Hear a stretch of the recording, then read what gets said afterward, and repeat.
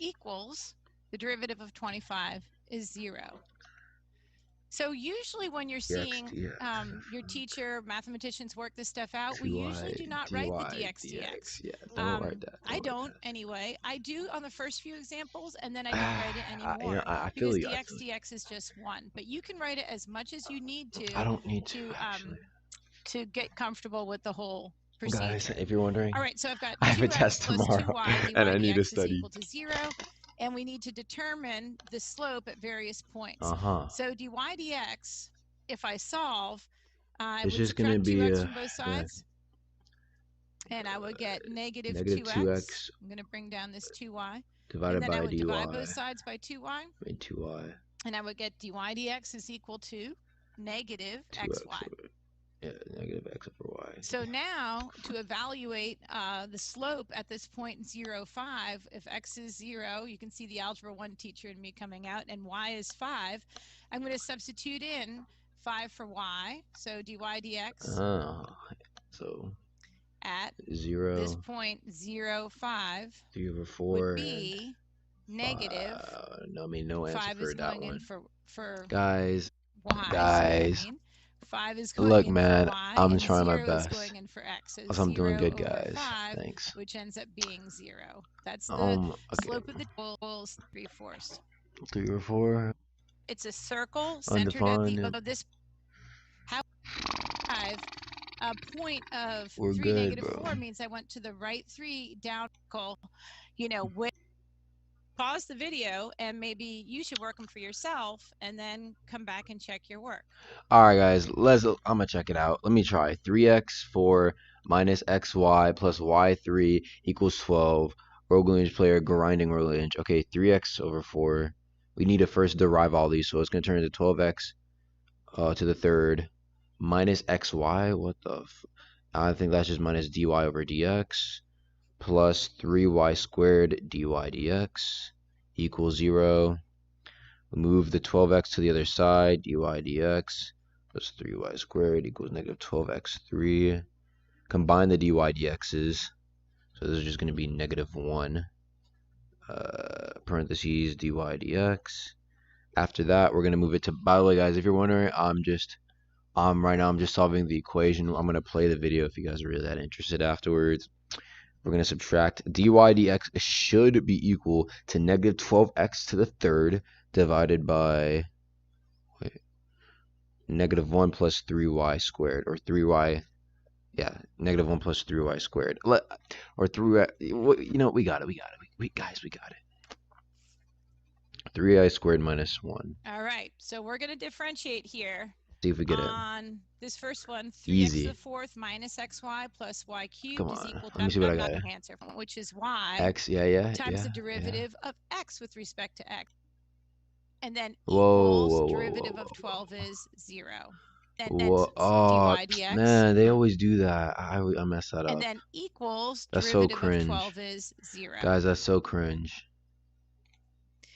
Now, if I have to actually solve for dy dx, I would probably need to do a little bit of algebra at this point, and I think I'm going to go ahead and do that.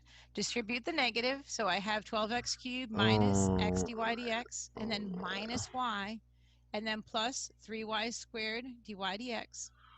Okay, we tried, guys. Move your y and your 12x cubed to the other side, so I'm going to add y to both sides, and I'm going to subtract 12x cubed. My grade is at 89. These two terms right here. I'm taking AP Calculus, by the way. Dx.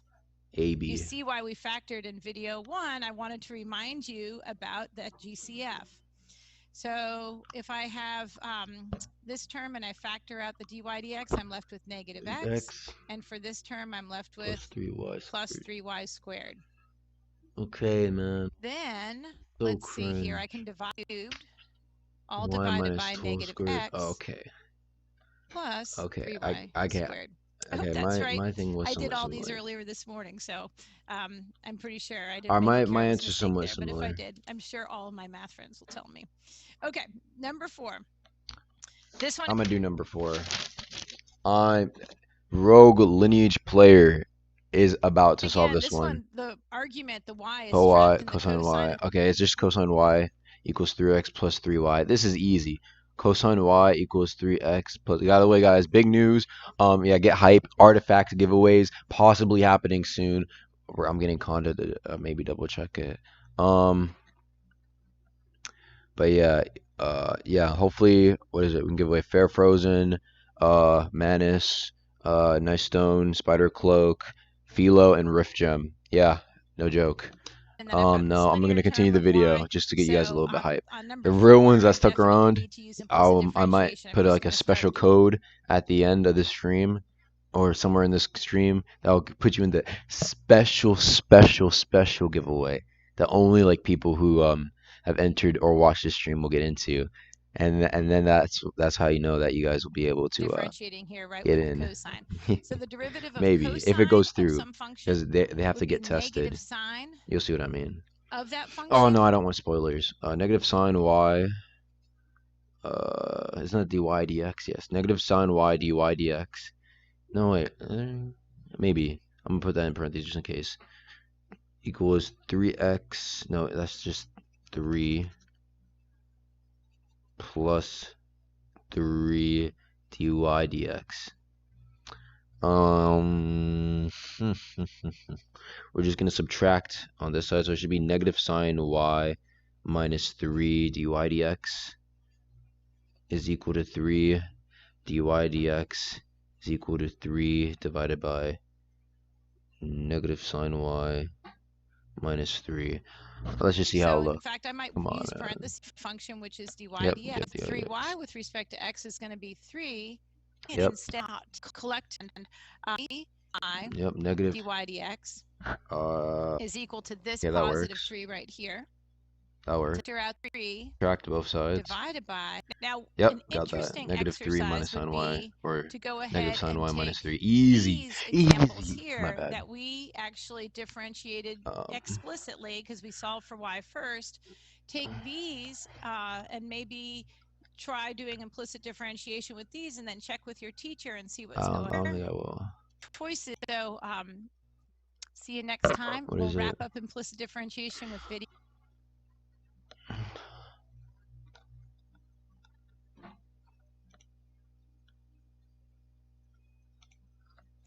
Hey everyone, welcome back. It's Virg Cornelius. I'm coming to you from my classroom at Lafayette High School in Oxford, Mississippi, and we're going to wrap up implicit differentiation with this video, and we're going to take a look at some AP style questions. A question that might show up on the multiple choice, a question that might show up on the free response, something like that. Implicit differentiation questions show up all the time on the AP exam. So getting good practice with this is definitely worth your while. Also, towards the end, I'm going to show you what these relations look like graphically, and we'll be able to confirm whether or not our answers make sense. All right, guys, let's do this. So let's go ahead and look at an example and of it. If 10y plus x to the 3 plus 9 equals 0, then the value of dy dx x. Oh and no, then, nope, I don't know this. Okay, this is a hard question. And then work it on your own, pause it, and get back with us. But in any case, if tangent of y plus x cubed plus 9 equals 0, then the value of dy dx at y equals negative pi over 4 is what? This is a very typical multiple choice question. Okay. By the way, I think what we have to do, we're going to have to first find the derivative. By the way, guys, if you're wondering what the derivative is, for those who are not really on that mental stuff, how many subs until you do the trigonometry walkthrough? Anyway, if you guys are wondering what derivative is, it's just like you put a little apostrophe here, and you're just finding, for example, derivative of x3, you just move the 3 to the front and then subtract 3 minus 1, so it's just 2x, or it's just 3x to the second, or 3x to the second power. So yeah, you just move to the 3 to the front, then you subtract this by 1, so it's just 3x to the second. It's not that difficult, you know what I mean? Anyway, let me solve it. Sine over cosine y equals, no, plus 3x squared equals 0. What the heck? Isn't it just tan? Isn't it just like tangent tan y and what was the other one? Secant, cotangent. Guys, don't worry about it. It's not that difficult, guys. It's not that difficult. Just kind of picking which beautiful questions I wanted to do, I definitely went to the AP Classroom, and there's tons and tons and tons of practice for implicit differentiation, and I don't want to. I just want to learn. I just want to learn, bro. Around a little bit, but in any case, lots of great practice in there. All right, so we need to definitely differentiate here. I'm giving a clue. So the derivative of tangent y with respect to x is going to be secant squared y dy dx. Don't forget, you got to take the derivative of that inside function. Why is it secant? Plus the derivative of x cubed with respect to x is going to be 3x squared. And then dx, but we don't need to really worry about that because that's just 1. And then the derivative of 9 is going to be 0. Yeah. And then so equals 0. So we're going to come in here, and at negative pi over 4, I can substitute in. So I have the secant of negative pi over 4 squared secant of negative dy pi dx. over 4. By the way, if I am substituting in values, I usually don't solve for dy dx. I usually just start substituting in values. You can do it that way or other ways. So now I'm going to go ahead and substitute in my x value, which is 0. No x value. Okay, no x value, guys. I'm just joking. I'm just joking. Well, I'm going to have to use this y value to figure out my x value. Okay, so tangent. What? So this is a little bit of algebra on the side here. Oh my. So tangent of negative pi over 4 plus x cubed plus 9 is equal to 0. So I kind of got stuck in my tracks here. Got to do a little bit of work. Tangent of negative pi over 4. Let's see. I'm down here in the fourth quadrant. Hold up. Tangent was sine over cosine. X would be, it's like negative pi over 2 and 1 over 2. Wait, hold on. It's going to be negative pi over 2. Yeah, positive 2 over 2. Guys, don't worry about it. I'm just speaking right now. You guys won't understand it. It's 200 IQ, guys. Okay, pi over 2 and then negative pi over 2. Over, so it's going to be that over that. So it's just going to be negative 1. Yeah. Negative 1. That wouldn't make any sense. And I'm at root 2 over 2, comma. Yeah, look at me. 2 over 2. Tangent is the sine over the cosine. So it's going to be, wait, no, I got it. It's going to be x3 minus 1 plus 9. Then you put it on the other side. It's going to be x to the third is equal to negative 8, right? And then x is going to equal negative 2. Watch. Watch this. Watch this. Negative 1. Watch this. Plus x cubed. Yeah. Yeah. Look at me. So x cubed plus 8 equals 0. Look at that. You don't even. Looking like x is equal to negative 2. Come on, bro. So I was kind of going stupid. 2 for x I was kind of going stupid. And carry on. All right. 3 times negative 2 squared is going to be 3 times 4, which is 12. Yeah. And then over here, secant of negative pi over 4 squared is going to be 1 over. Now I've got to come back over here to my unit circle. Secant is the reciprocal of cosine, which is 1. So it's going to be 1 over that. Right here, and just flip it. Yep. So it's going to be 2 over root 2. 2 over root 2 squared. So 2 squared is 4. 4 over 2. Root 2 squared is 2. Yep. 2 dy dx. So it looks like I have 2 dy 0. dx is equal to negative 12. Divide both sides by 2. Dy dx is equal to negative 6. Whoop! Off the screen. My bad. That was a long problem. Is that it? So I don't know where it kind of got cut off, but oh, that's it. Hey man, that was easy. 0, and then 2 guys, dy this was easy. 12, and then it ends up that dy dx is equal to negative 6. I actually went ahead and typed these equations that I wanted to show you and share with you today. I typed this into software called Desmos, and I have here this graph of this equation, and I want to think about what's going on when y is equal to negative pi over 4. Negative pi over 4 is about negative 3/4. So here's -2, here's -1, here's about -3/4. Does it seem like our slope of that tangent line would be pretty steep and negative? Yes, it does. That's a pretty cool looking graph too, isn't it? And by the way, it's not a function.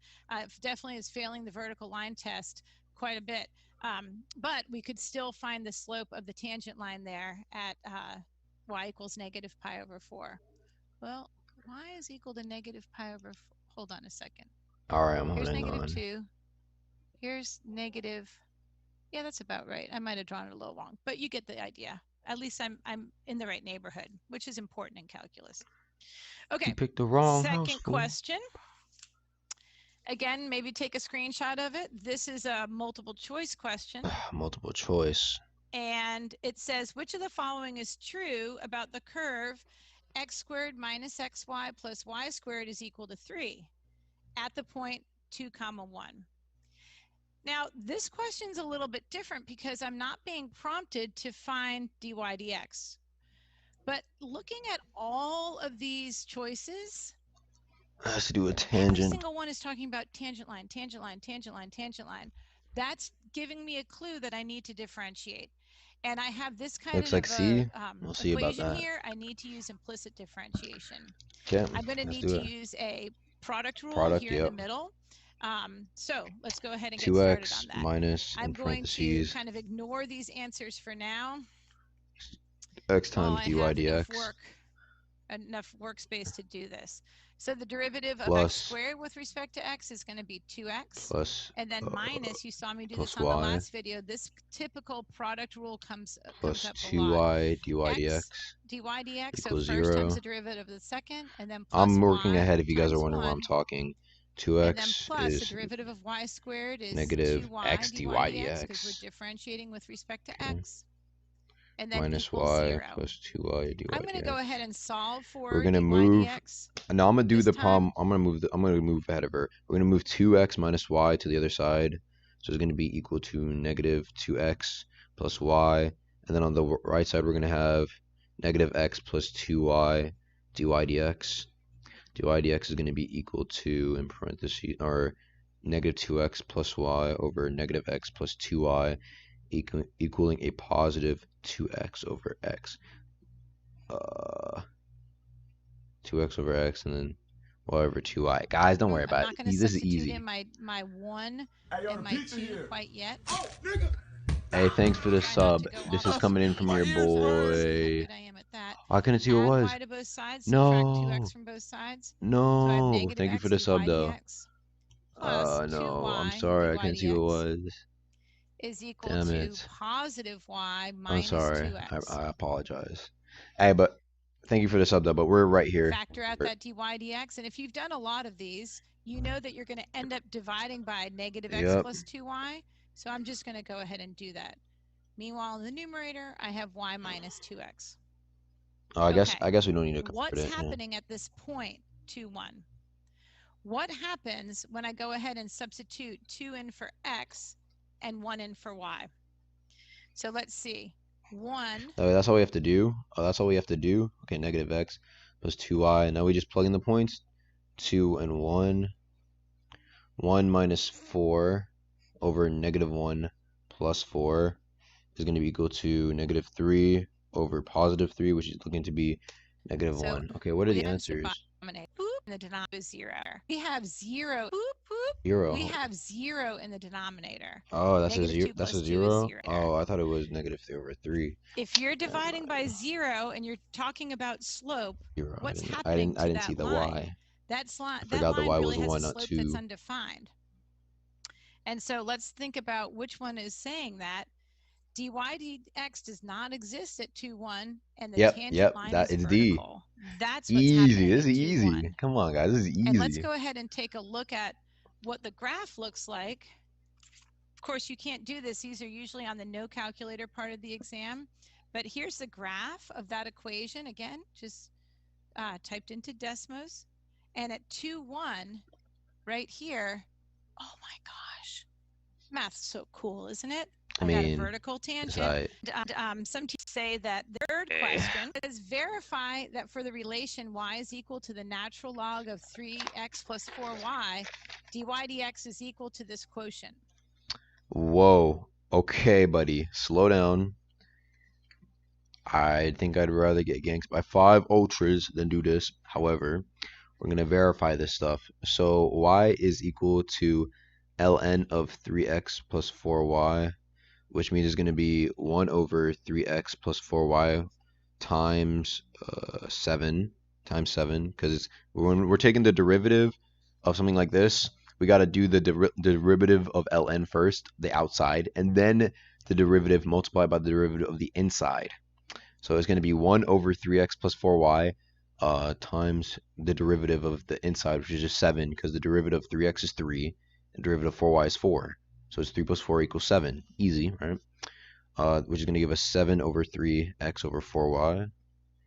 Wait, did I do that wrong? I probably did that. She probably wants us to do, okay, scratch that. She probably wants us to do like some like dy dx shit first. So I'm just going to see what she wants us to do. So they're telling you the answer. You just have to get there correctly and not have a whole bunch of mystery happening in the middle. So we've got a y here. It kind of looks like we would just go ahead and take the derivative. Oh, but there's a y here. So we have to be careful. Is AP Calc. Implicit difference. It's not going to be as simple as 3x ln plus 4y ln. This is derivative. We're going to have 2 dy dx's pop up. So let's see. Let's start that. Derivative of y with respect to x is dy dx equals derivative of the natural log of 3x plus 4y is going to be 1 divided by like I was saying 3x plus 4y, but then times, because of chain rule, got my chain rule stamp right here. I haven't even used it yet. Okay, times the derivative of 3x plus 4y, which is 3 plus 4 dy dx. So one thing we could do is we can multiply both sides by 3x plus 4y. Simple enough. Algebraically. Yeah, see, 3. That's why, dude, I knew they were going to pull. Originally, I was just saying 3 plus 4 equals 7, but I knew you had to do probably some dy dx crap. So I just left it to her. Then we would have 3 plus 4 dy dx remaining. But shout out to those sticking around for this stream. It's nothing really happening, but so I would get you guys are the real ones. 3x dy dx. I'm going to distribute here. Just wait, what was happening? Oh, she moved it to the other side. Oh no, she wasn't moving it to the other side. Wait. Oh, let me scroll back. I wasn't seeing what was happening. So 3x plus 4y algebraically, and then we would have 3 plus 4 dy dx remaining. So I could subtract this 4 dy dx from both sides, so I would get 3x dy dx. I'm going to distribute here just so you can kind of see what's going on, plus 4y dy dx minus, taking this one to the other side, 4 dy dx is equal to 3. Factor out. Wait, hold on. Let me look at this.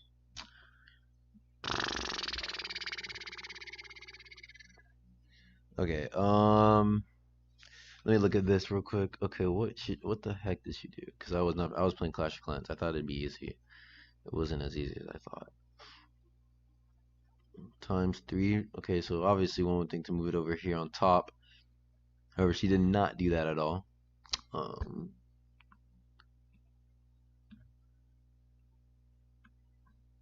I think what she did was multiply 3x plus 4y on both sides.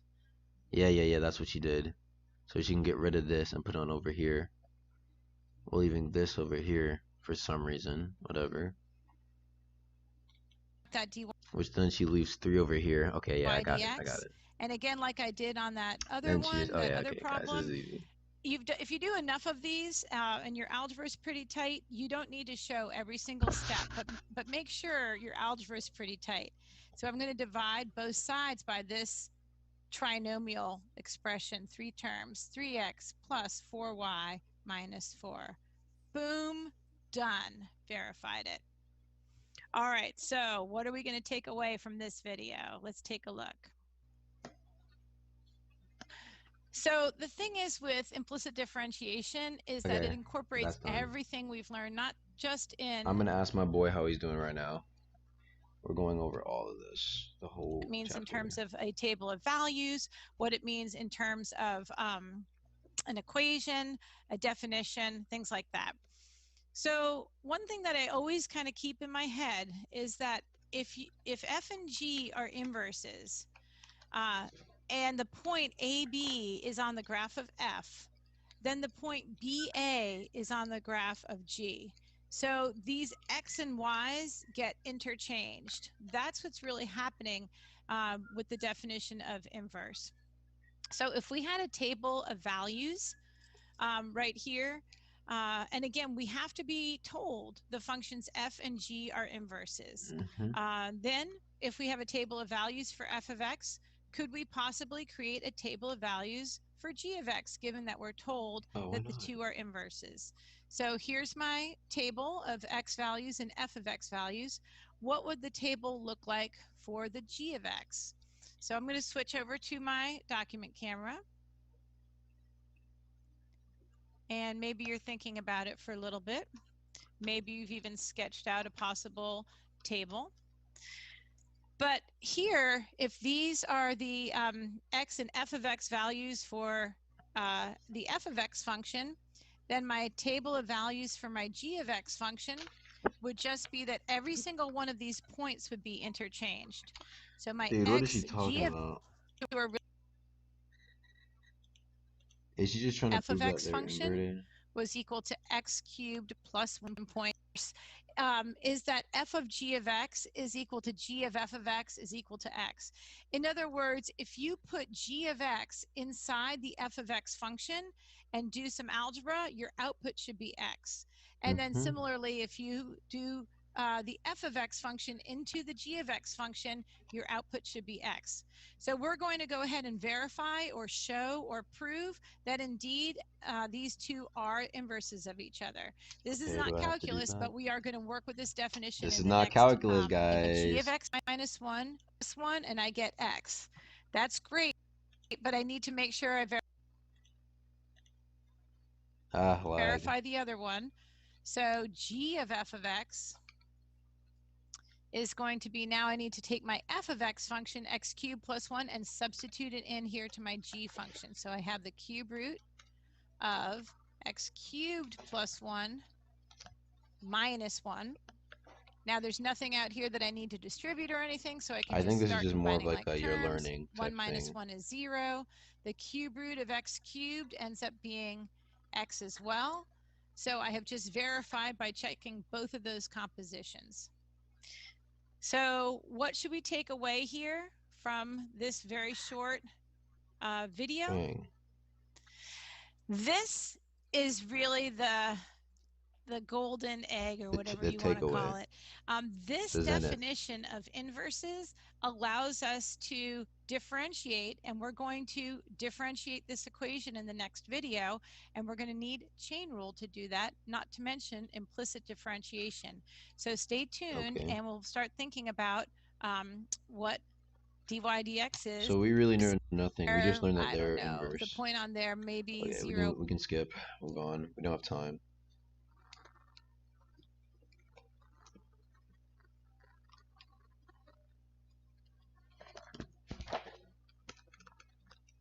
Hey, let me ask my friend if I can skim 3.3, because this doesn't look very helpful. Hi everyone, welcome back. It's Verge Cornelius. I'm here in my classroom at Lafayette High School in Oxford, Mississippi, and we are going to continue on differentiating inverse functions. Guys, this is our second video. You will almost never use calculus in real life. What they tell you is that, oh, it's like a way to show that you can learn concepts. I'm gonna keep it real, that sounds so bullshit, but whatever, dude. Like, I could be using this time to make another video, unsolved video. So if you haven't watched the first one, I would encourage you to do that. We're going to go ahead and really try to learn and understand what's happening with inverse functions by taking a close look at the cubing function. And when I mean the cubing function, what I'm really talking about is something like f of x is equal to x to the 3rd power. So to begin and kind of get your brain going, go ahead and write down several things that you know about the cubing function. Maybe you can write the equation. P.S. I just said it. Maybe you could make a table of values. Maybe you could go ahead and say, there's my 0.2 squared. Let's see here. 8. If you write the That's inverse? what that x is equal to at 2 would equal 3 times 2 squared, or 12. And that's kind of what I expected, because I did have that positive kind of a steep graph. But what is this saying? Y prime of 3x of squared, y prime of 2 is equal to 3, which is equal to 12.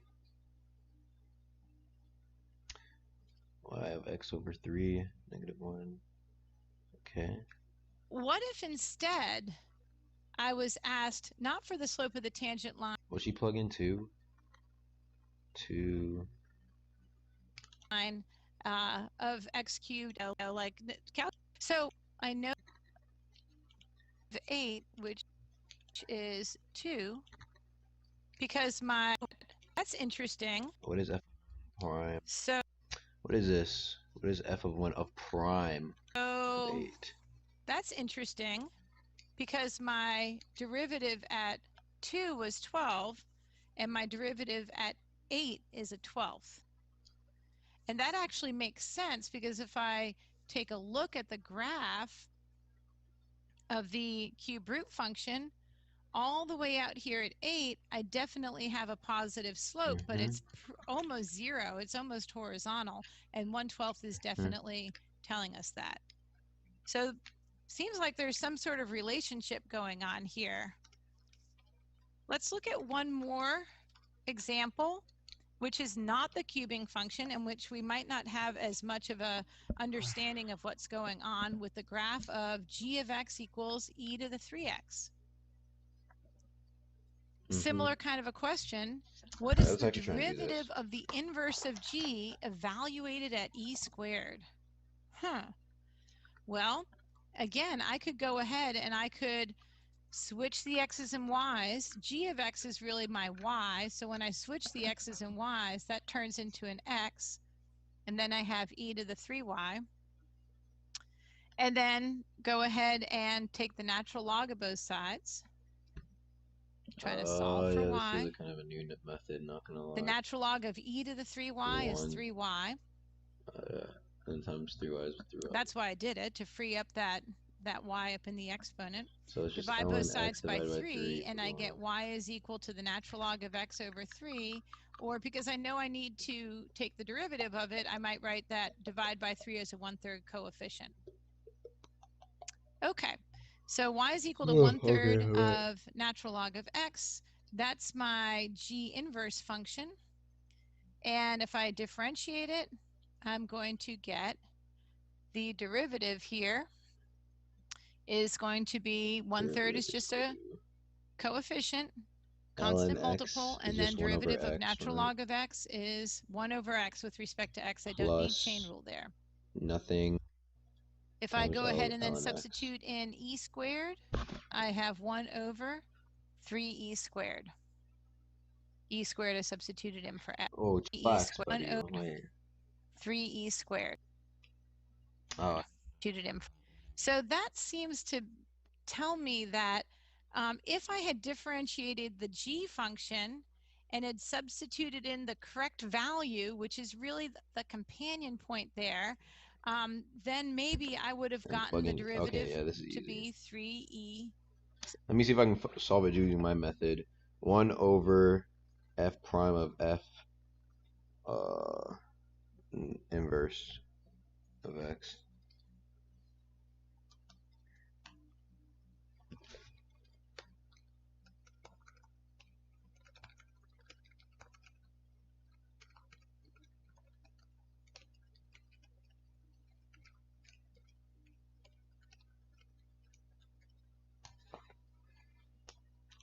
Squared. That's the answer to the question, but I'm curious what's going on here.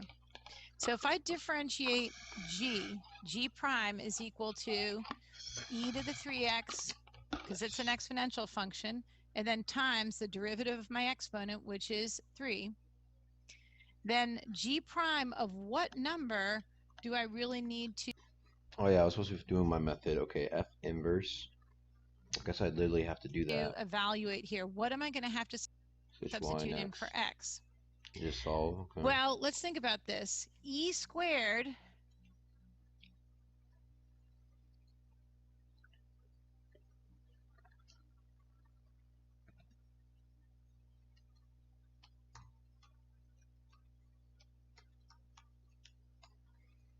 all right. Is on inverses, or these mapped 1 over m. And so in the hey everyone, derivatives of inverses at those companion points or mapped points seem to be like reciprocals of each other, right? Information equals g of f of x equals x. If f and g are inverses, then this statement is g prime of x. That's chain rule. And then that y value would be a differentiable function such that f of 5 is 20, f of 7 is 5, look at this one, f prime of 5 is negative 4, and f prime of 7 is negative 5 halves. The function g is differentiable, and g of x is equal to f inverse of x for all x. So g and f are inverses of each other. We know that from this statement right here. What is the value of g prime of 5? Well, I have a lot of information about f, but I don't have any information about g. So this is when I start kind of making two camps here on my work. So here's what I know about f. Here's my f of x. I'm going to make a table of values. I know that when x is 5, y is 20. I know that when x is 7. Actually, this is a good idea. This is a good strategy. Let me do that real quick, just in case I start tripping it. 27, 5. Y is 5. And so that means on G, I know that when x is 5, y is 20. When x is 20, y is 5. 25. And when x is 5, y is 7. These points have been interchanged. And we're trying to figure out g prime of 5. We're trying to figure out what's going on here at this point. G prime of 5 is equal to what? So we really want to know what's happening at this point on the f function, because these two are those companion points or those mapped points. Well, I know that f prime of 5 is equal to negative 4, but I don't actually need that information. You don't? I know that f prime of 7 is equal to negative 5 halves. So here the slope is equal to negative 5 halves. So for the inverse, the slope is just going to be that reciprocal, 1 over negative 5 halves. And because this is a f prime of 7. Oh, okay. Fraction, I could go ahead and write 1 divided by negative 5 halves, but I could also just go ahead and find the reciprocal. So that would be negative 2/5. And that is my answer. Okay, bet. And I don't know anything about what the graph of f and the graph of g look like. Nothing. That's pretty smart. Is the inverse of... All right. If we can solve this, if we can solve it, we're moving on. What mic am I using? I don't know what mic I'm using. Guys, I don't know what mic I'm using. Just first off, go watch the new video. If you haven't checked out a new video, go watch it. It's an interview. Long interview. I don't know why it's not getting recommended. Jeez, it is down in the dumps. And I do not understand why.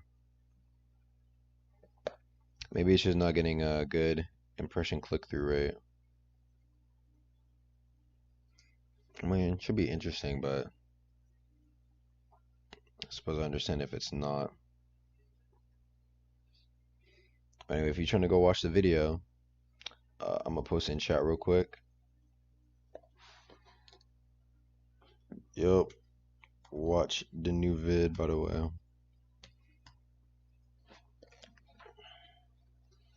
of h, what is the value of the function of h of x is given as x5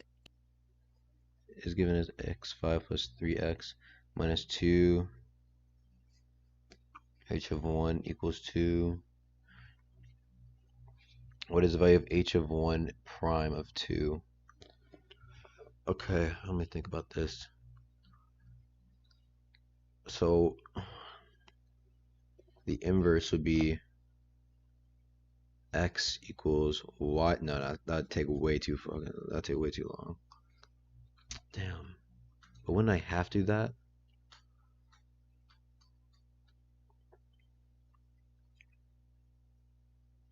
H of 1 equals 2, y equals x equals y. So 2 is equal to h of 1, whatever that is. 2 is equal to y. Yeah, I don't know how this is working exactly.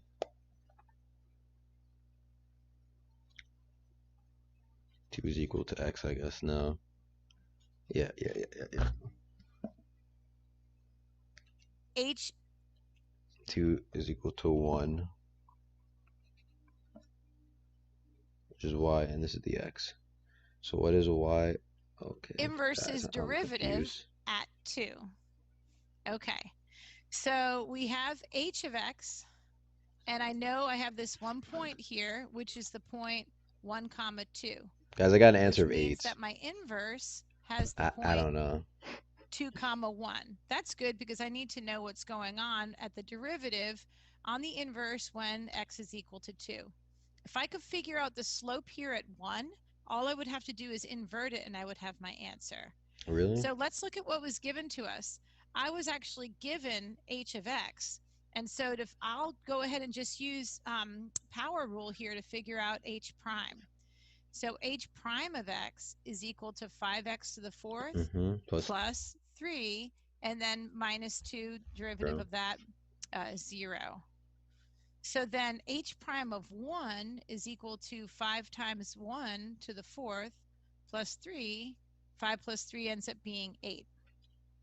So now it's just 1 over the 8. derivative for the inverse here is going to be the reciprocal of 8, and that's going to be 1/8. So the correct answer here okay, is in the direction of or implicit differentiation that it's derivatives of. Okay, let's go 3.4. Guys, I'm scared. I don't know how I'm going to do.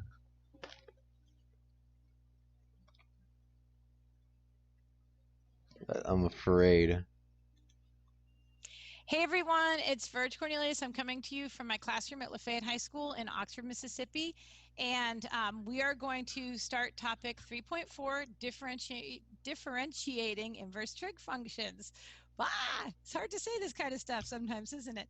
And in this video, we're actually going to think about the fact that we know this derivative here, the derivative with respect to x of sine x, we know that derivative.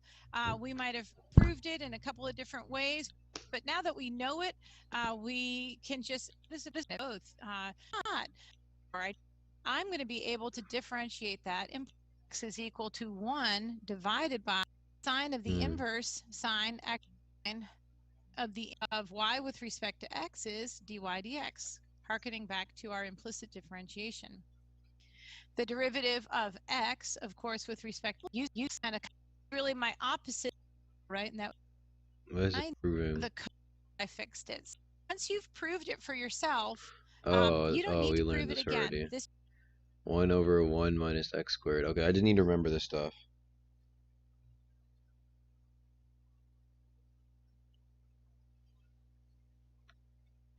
Okay, let me write this down real quick. Just gotta remember this. So sine of negative 1x is equal to 1 over square root of 1 minus x squared.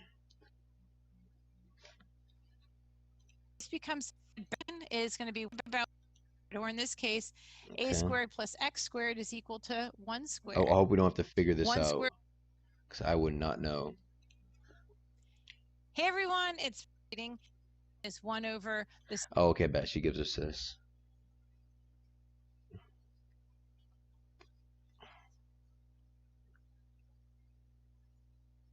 Times. Okay, guys, hold on. Let me get a piece. Let me get my notes.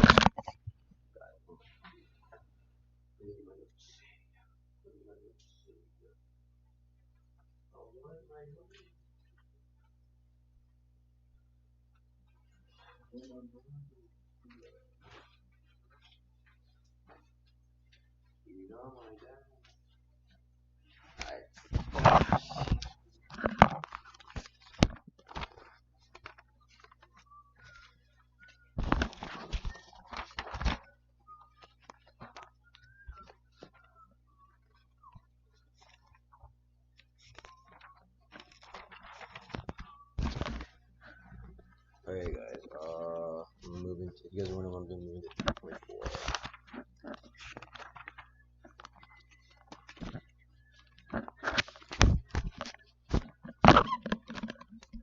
Square root of 1 minus x squared, we have to say that the derivative of inverse sine of u with respect to x is 1 over the square root of 1 minus u squared, and then times du dx, and on and on and on with the other functions as well. By the way, don't forget there are 6 inverse trig functions, but the AP exam primarily asks about these 3. Okay, so focus your attention on doing these 3 and doing them well. Okay, so we're going to look at a few examples. Buster, I've got 4 down, examples. Slow down. Okay. Seems like a nice lady who's teaching this. Plus x squared times stuff.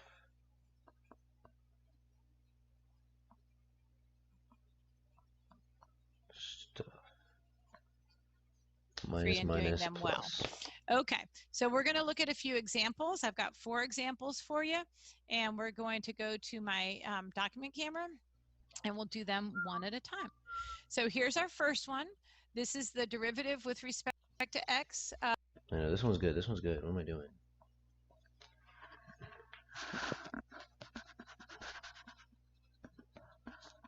Wouldn't this just be times x? Yeah, times x. Times x. Of arctangent of x cubed. So how would I take the derivative of arctangent of x cubed? Well, arctangent is inverse tangent. It's just written a slightly different way. And so I know that the derivative of that is going to be 1 over 10. 1 plus my u squared, which is going to be x cubed squared. But then because of chain rule, I have to multiply by the derivative of what's inside. So I have to multiply by the derivative of x cubed, which is 3x squared. Now you can clean this up a little bit. If you're looking at multiple choice options, you might need to really clean it up quite a bit so that you get the right result. If you're on the free response part, a lot of times we want to leave it as is, or we might have a value that we're plugging in here for x. Don't forget from 7th grade that x cubed squared is not x to the 5th, it's x to the 6th. So that would be my derivative of that arctangent of x cubed. It would be 3x squared divided by 1 plus x to the 6th. Okay, that was a nice start off problem. Let's go ahead and take a look at another problem. And again, you can be pausing the video here. But this one says if g of x is equal to the inverse sine of x squared, if g of x is equal to the inverse sine of x divided by 2, then the limit as x approaches the square root of 3 of g of x minus g of the square root of 3 divided by x minus the square root of 3 equals what? Well, I can't let my last set of videos not tie back to what I did. Okay, let me try and figure this out, guys. Here's focus here. Derivative of x minus x divided by 2. X divided by 2 is just x times 2. Guys. did in units. The people go what equals root 3. So I can go ahead and take the derivative here and then substitute in root 3. I don't need to do the limit. I just need to this my x squared. Over What is it? 2. 1 It's over 2. the equative of x over 2. The derivative of x That's over you 2, you do not need quotient rule for that. Why? It's just going to be a half. X over 2 is the same as a half x. So then g prime of root 3 is going to equal, I'm going to take this 2 and put it in the denominator. Okay. 1 over. I'm going to have 1 minus root 3 over 2 squared. Squared. And again, I know that sometimes your teachers or sometimes different people will say you don't need to simplify on the AP exam, and that's true on the free response part, but it is not true on the multiple choice part. So you're going to need to know how to figure this out and without a calculator. So let's go ahead and do it. Root 3 over 2 squared is going to be 3/4. 1 over 4. So 1 minus. No. B, calm down. Root of 1 over 4 is just 1 over 2, so it's going to be 1 over, it's just going to be root over 2, so it's just going to be 1. That's right, it should just be 1, 3, right? 4, 2 for 1. And so hey, I got it. Easy. Bad ape, clown, sped. Here's our third example. Again, you can pause the video and then try and work it on your own. This one's... Okay, guys, I got this. 1 over, negative 1 over square root of 1 minus 3x squared times 3 at the top equals ln y. Whoa. Buster, what happened? Whoa. Guys, I don't know what this means. It says if so I didn't have that problem before.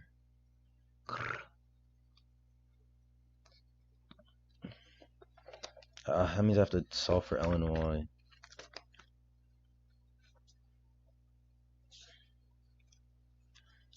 Equals, okay, it just equals 1 over y. 1 over y, that's it. And then try and work this one goes to then d what? Not first. And math can do things in a variety of correct ways. So I'm going to go ahead and exponentiate here so that I can solve for y. So that means I'm going to say e to the natural log of y is equal to y. What? And then on this side, e to the arc cosine of 3x is just going to be e. And I'm going to rewrite it because true confessions, I prefer this notation. Nobody cares. So e to the inverse cosine of 3x. I think and now I'm going to go ahead and find dy dx. No. So I'm going to continue what I'm doing, actually. Watch this. Negative 3y. And on the bottom is going to be times 1 minus 9x squared. Yeah, 1 minus 9x squared. Is going to be equal to negative 3y over 1. I actually don't know. I give up.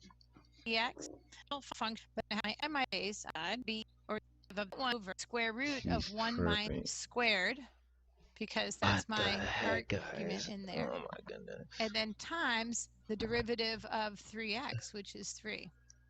Okay, I did that. So this final answer, if I'm just going to clean it up a little bit, would be negative 1 times 3 times this e. So that's negative 3 e to the inverse cosine of 3x. Root is 9. That final answer, my friend. That's the final answer? The final answer. Huh? But you can leave it like this, of course, on the free response. Huh?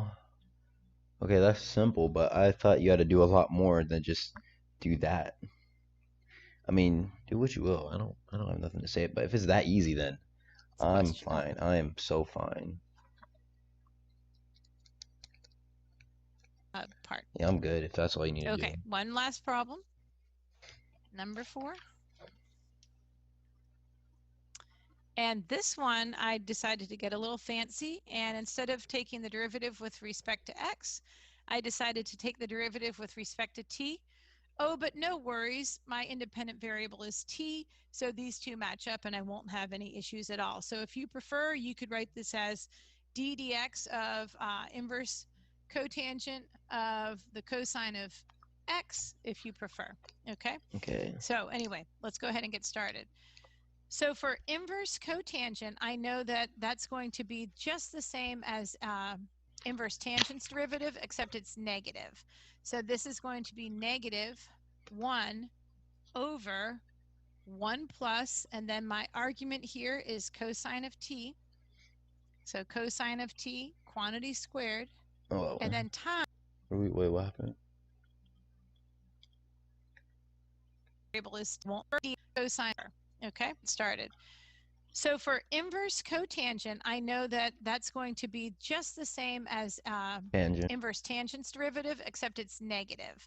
So this is going to be negative 1 over 1 plus, and then my argument here is cosine of t. So cosine of t, quantity squared, and then times the derivative of cosine of t, which is negative sine of t. So when I multiply here, the negative times the negative becomes a positive. So I have sine t in the numerator. Sine t plus. And then in the denominator, I have 1 plus cosine squared t.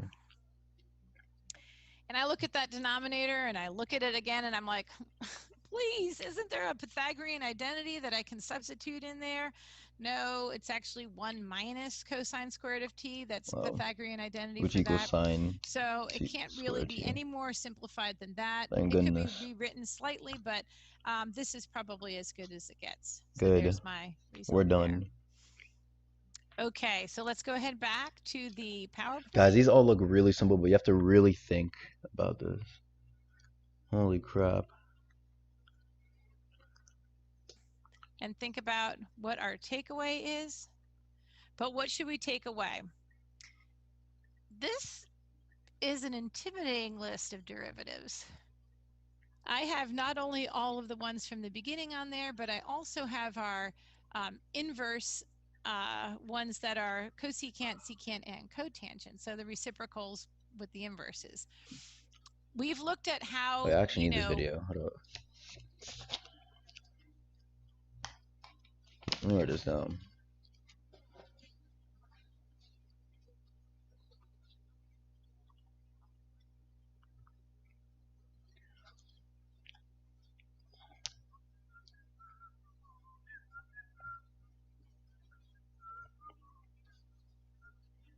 Guys, just let me write this down real quick. 1 minus x squared times x that. You mess with the if you got time, you can run right. Talk about some things we can undo. Key thing is I need sleep. It's almost 12 a.m. coming up. If I don't get sleep, I'm dead. Just grip me at that point.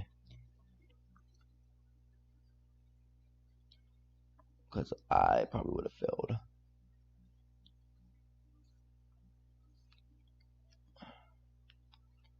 That's not. Whoa.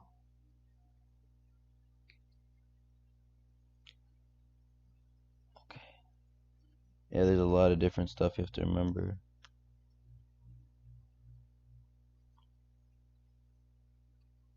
Whoa, what? What? Oh, okay, it's still the same.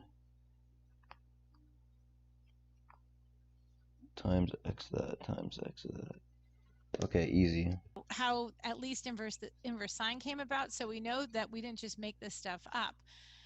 But it's an intimidating list, and the more that you practice with them, the less you're going to have to memorize. Again, the ones that are on the left, the inverse sine, the inverse cosine, the inverse tangent, are the ones that you will predominantly see on the AP exam, and the ones on the right, they just don't tend to show up as much. But if you're going to be an engineer or something and you're doing Cal 2 and Cal 3, the ones on the right will show up quite a bit. Okay, that's all for today. Next time, we're going to have an activity where we're going to do a matching exercise. Guys, What? Limited? Huh? Or as limited? Did I do something wrong or something? Content identified as not suitable. It's math. It's math. No ads. That's stupid. It's literally math, my guy. How? Alright, whatever. We're just gonna continue. Hey everyone, it's Virg Cornelius. I'm coming to you from my classroom at Lafayette High School in Oxford, Mississippi.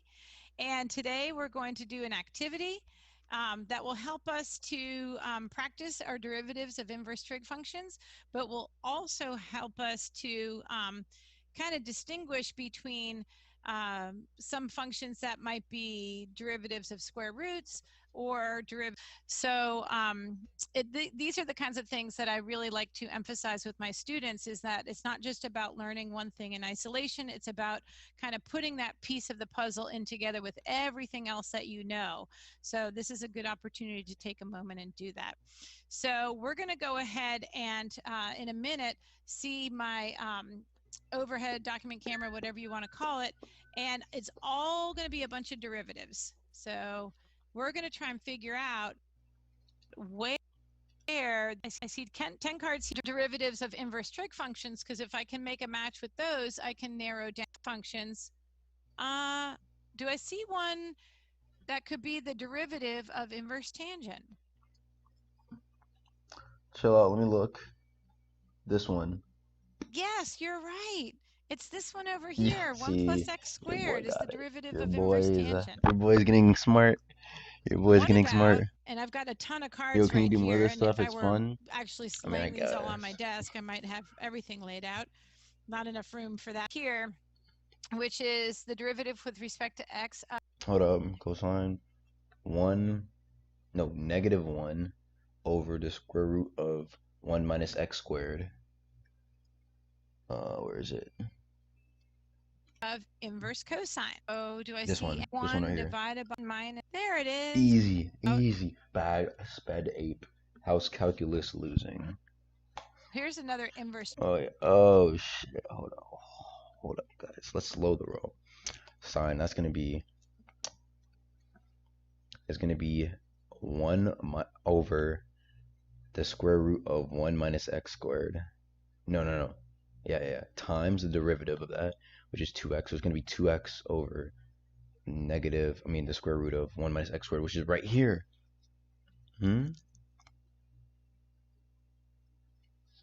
Oh. Trig function. Derivative with respect to x of the inverse chain, as I know, over this the x times the derivative. Oh yeah, that's right. X squared is going to be x to the anybody that. Very good. Okay, let's got it. Do I even have any more inverse trig? Oh, I do. I have an inverse cotangent. Okay, let me think. We just did this one. It was like it's -1 over x squared plus 1, or 1 plus x squared. -1 over 1 plus x squared. Yeah, that's all it is. One of the often used based on the AP exam. Yeah, so here it is. I like the case right here. Of the inversion of x being an. Okay, we got this. We're good. I think we're good. Just memorize that. Move on.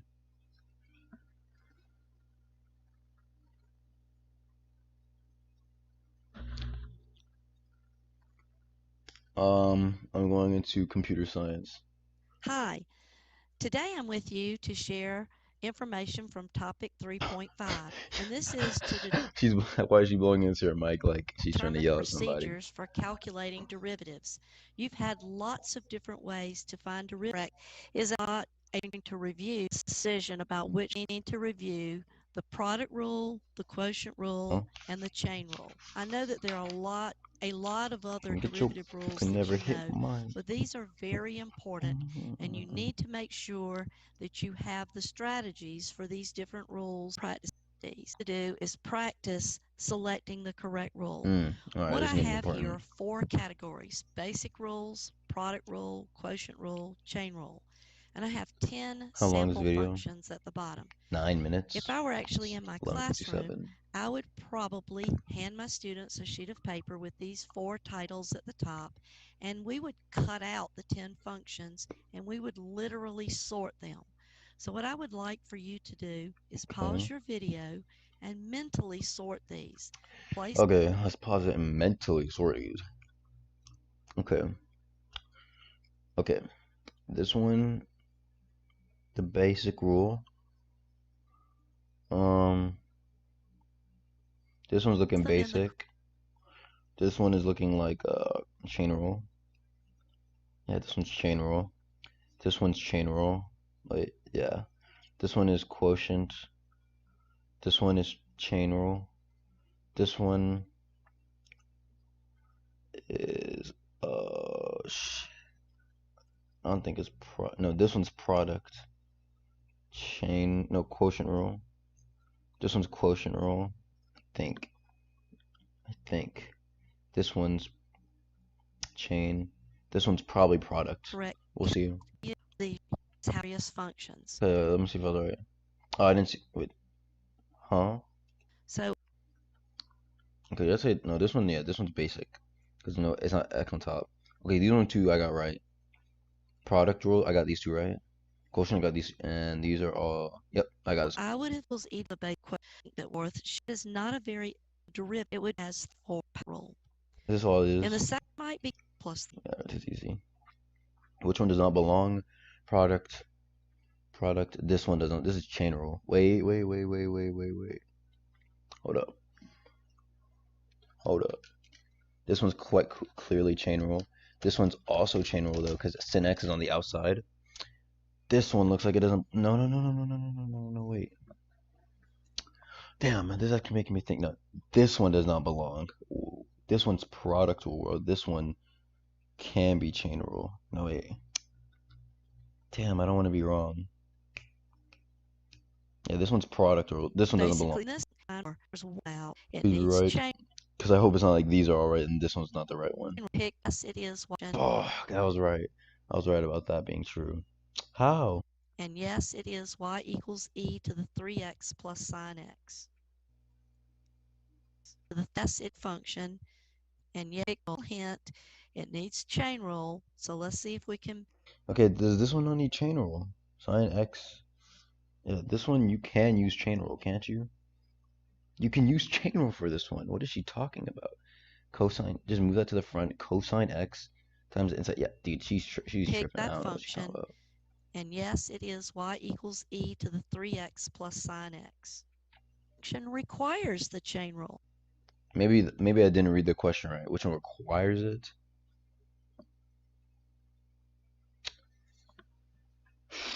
This one. So function y equals the quantity Gotcha. e to the x Easy, plus easy. sine So x bad. raised to the 5th power. Plus alter. Now.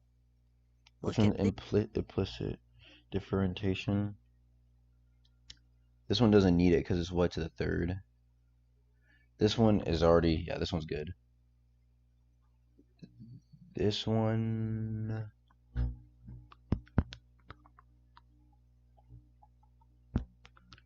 I'm not so sure about this one. And okay, this one looks like, no, this one looks like it needs chain rule. This one looks a little, damn. These all look like they don't need it. Maybe this one, because you need to, sin is sine, is 5 over x. Usually is referring to the y of the question. If I had to pick a, because this one looks like it needs chain rule. No, wait, this is inverse. This one right here. These are Come on. you I hope it's not this one. I think it's this what one. you need simply because we how? Oh, dude, I'm stupid. There's 2 y's. I was right. This one just needs to be chain rule. Y equals x cubed. Solve it if basic. Oh my! I thought it was. If it was just like these. Okay, whatever. Which one does not require implicit? This one. These all have 2 y's. Y. So which one does not? This one. Change easy. Bad. House calculus losing. House calculus losing. To the equation. House and a lot and cube. Easy. Look at a multiple. Bed. MCQ practice. F of x x plus 2 plus 2x equals that. So f of that. Whoa. Okay. Let's try it out, guys.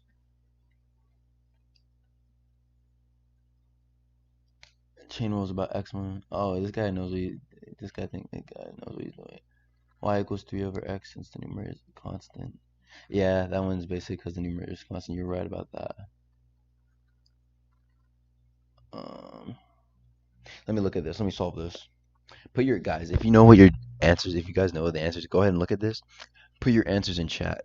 Let me look at this.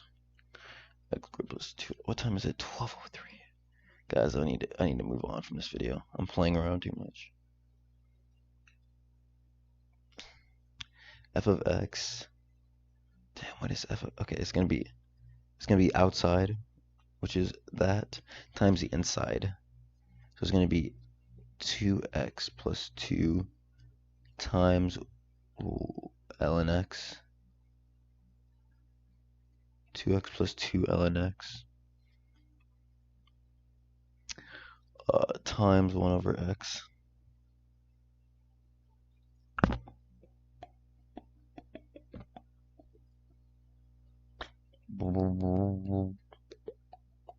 Okay, it turns out that's not how you do it. It's apparently plus. What? How? Oh, I see. Wait. I see. So times ln x, right? We're gonna multiply to each of these, so it's gonna be 2x over x plus 2 ln x over x should be equal to 2 plus 2 ln. Huh? Wait. 2 plus 2 ln x. This looks, I might pick C, I don't know. Damn.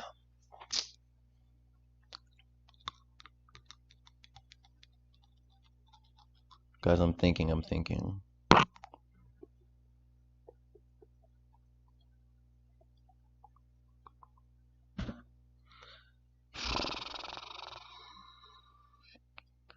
2x. Okay, let's put in the ln x one first. 2 ln x plus, I think it's C in my opinion. No. It's no, wait, it's not this. I think it's C. Choice, actually, AP Clouden is equal of, look at that and I think, oh, is A that might be my second choice, but I don't know. Do have parenthesis? Oh, problem. So let me apply the all. Okay, let we me need look to at this. realize that we're taking the derivative Squared? of, and what I did is substituted the log of x for x what is in she this doing? f function, f of x equals x squared plus 2. Is it not chain rule? So I have plus 2 times log that I have to apply to the log of x times the derivative of 2. So what? So she actually plugged it in there. The derivative of ln. So I would have 2 times the log of x, that's the power rule, then times the derivative of log of x, which is 1 over. I didn't know you did that. Okay. X, and then of course for the second term in the sum, 2 times the derivative of. Yeah, you're right. It is a. I didn't read your comment. Substitute x to ln x. I didn't do that. I was doing something else. Yo, when can I play Rogue? Log x. If question. I terms have 2x. Oh, you're right. It was A. I thought it was C. Hi.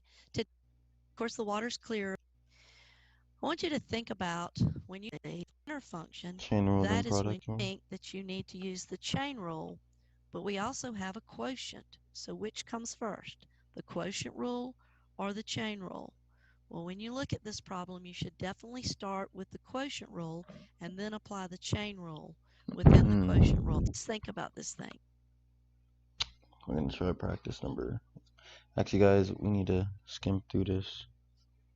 Not gonna lie, I don't think I have enough time, but if I had to pick, 1 is gonna be 1 over 1 plus this squared, so it's gonna be e to the 4x, 1 plus e to the 4x times 2x, no, not 2x, times the derivative of e to the 2x at the top. So it's going to be this one. I think it's C. Equal. No, how? You're bad. Oh,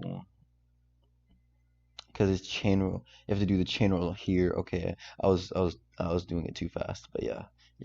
Easy enough. F prime of 0.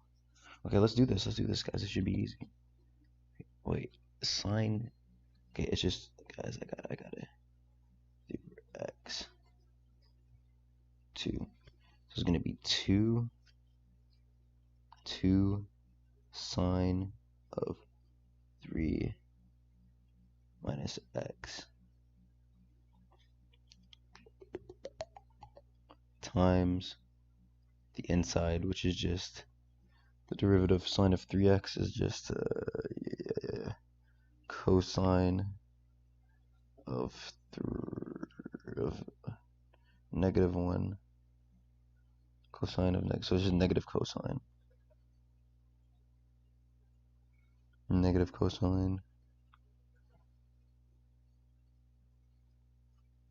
Yeah, okay, guys, I actually might need help for this one. F prime. No, wait, we're plugging in 0. Forgetting we're plugging in 0. So 3 minus 0. So 2 sine of 3,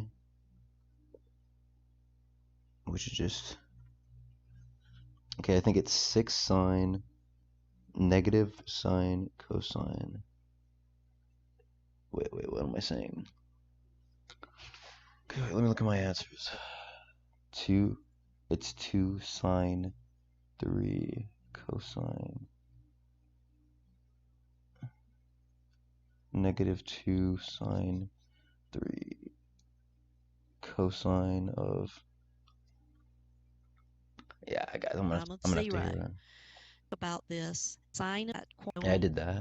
Know that we would 2 sine of 3 of x. Have 2 sec in the function. Yeah, I did that. So choice A or choice C cannot be choice. So know that it cannot be. So no, have cosine. C have cosine. So know that it cannot be choice A. Okay. So we would need to multiply this times by the cosine of 3 minus x.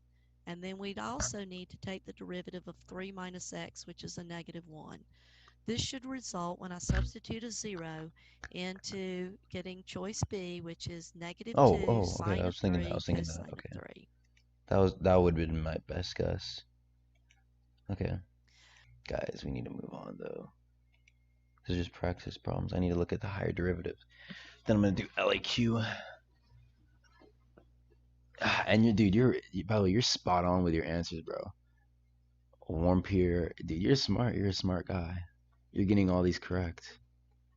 I was thinking B too, but you actually know it. Like, I was a little bit off in my thoughts. From like triple. You're pretty good, man. You're pretty good.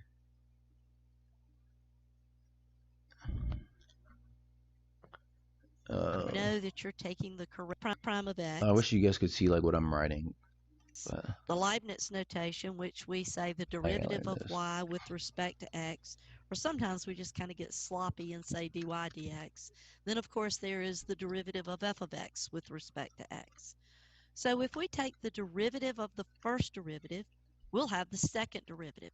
So that notation could be y double prime, f double prime of x, or we could say the second derivative of y with respect to x squared, and then we have the other notation in which we have the f of x instead of the y, but that would also be the second derivative of f of x with respect to x squared. So what if we take a derivative of the second derivative? We'll get the third derivative, and the notation that we have there is f triple prime or y triple prime, and then we have the Leibniz notation with the 3 in the position that we had the 2 earlier that gives us the third derivative. And then we want to find the third derivative. Let me do this. 4 minus 5x plus sine of x. So this is just regular. First derivative is going to be 8x to the 3 minus 5 plus cosine x. Second one is going to be 24x squared minus sine x. third one is going to be 48x minus cosine x. Bet. Sometimes enough to that each derivative. Yes, easy. Huh? This is times 2 of wait. Now Run it back. Sine of king. Okay, I got that. Times the derivative of. Whoa, 2 secant x tan x plus 3 of x. Then the second derivative is whoa, that, so it's going to be secant times, whoa, what the fuck? Oh, I see, because you have to multiply these two together. Kind of cringe, but whatever. Secant times secant tan of that. Secant squared x plus tan x times, okay. Tangent x plus x. Again, simplify adjunct square with 2. So be very careful with distributing that constant multiple of 2. So be very careful with your notation as you go through these problems. So, finding these derivative is are familiar with the various notations that we have.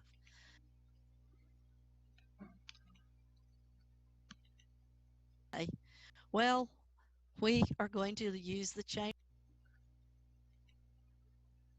First, we will use the chain rule to find a second derivative. So I have a function here, f of x equals 8 sine of x over 2. I know that this is chain rule because I have the sine function as an outer function, and I have x over 2 as an inner function. The 8 is just using the constant multiple rule, so we'll get to practice it also. So remember, if we want a second derivative, we're going to have to find our first derivative. So our first step would be 8 times the cosine of x over 2, and then the second link of the chain is the derivative of the inside function, and x over 2, you should think that that's 1/2 of x, and so the derivative is 1/2.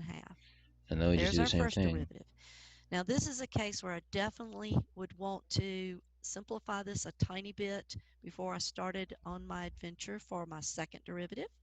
So I would write this as 4 cosine of x over 2. Now let's find our second derivative. So we will have negative 4 sine of x over 2, because the derivative of sine, let's okay, I got that. So I'm giving you the relation y squared equals 7y plus 4x, and we want to find the second derivative. Now I really like using Leibniz notation in these. Look, guys, house calculus is very difficult right now. I need a counter gang gets ganking me right now, and I don't have the ultras needed. Types of implicit. I'm gonna need some. I'm doing well, so but I let's might need some. Derivative. The derivative of the left-hand side will be 2y times dy dx, and the derivative of the right-hand side will be 7 dy dx plus 4. I'm not going to spend a lot of time here explaining how to solve for dy dx, because you are supposed to be well versed in using implicit differentiation at this point. Yep. But let me just say that the first derivative would be 4 divided by 2y minus 7. Now, knowing that I need to take a derivative of that expression, my preference would be to write it as a chain rule type problem, which would be 4 times 2i minus 7 to the negative 1 power. You could use the quotient rule, but this is just a little bit, to me, it's a little bit easier to handle if you can handle the chain rule well. So let's take our second derivative. Remember, this is our first derivative. This is what dy dx is equal to.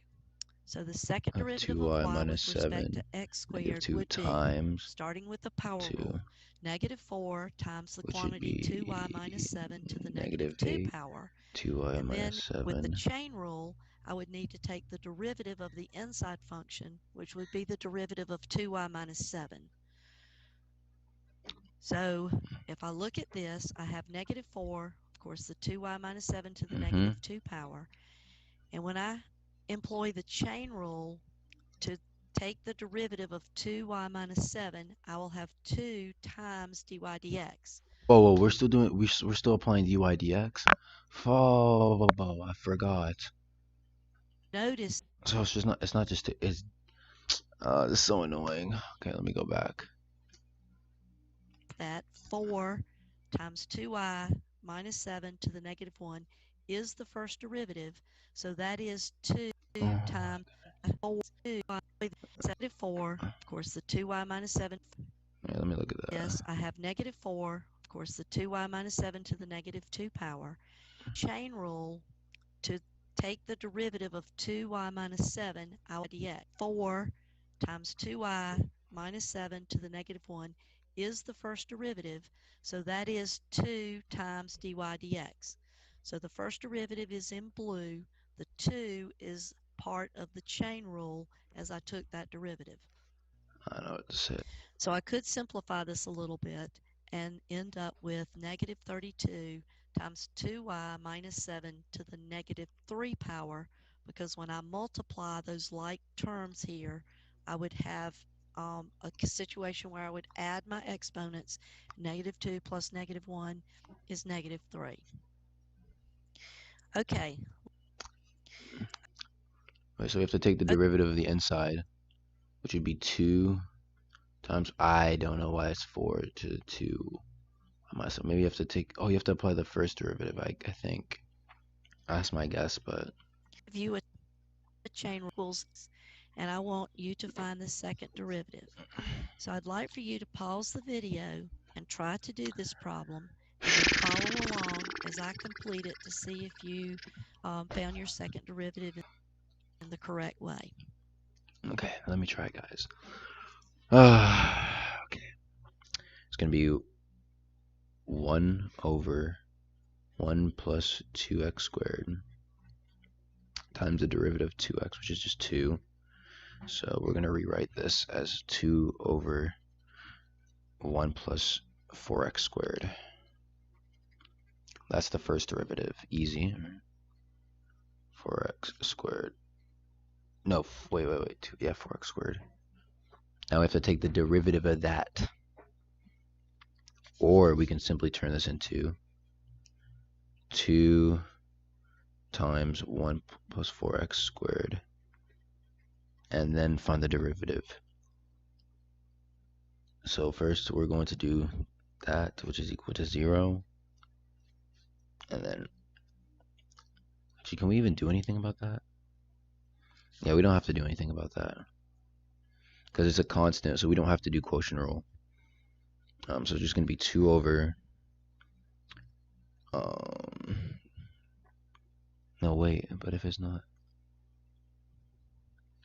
Damn, guys, I'm kind of confused. I'm not going to lie. We'll figure it out. Negative 1 plus 4x squared minus 1.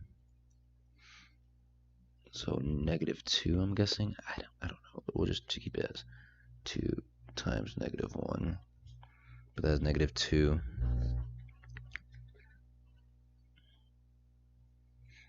And which would be 1 over negative square root of plus 4x squared.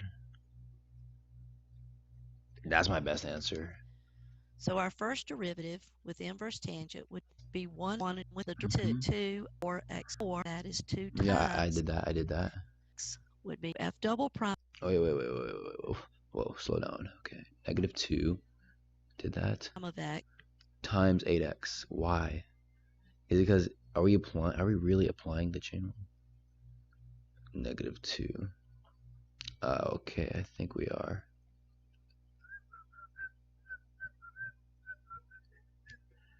Okay, I think we can do that. Okay, this makes sense.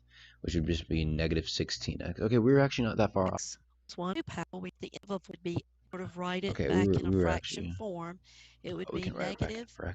You could put negative 16x in the numerator, or just the negative of the fraction. Negative 16x over the quantity 1 plus 4x squared. So here is a multiple choice question.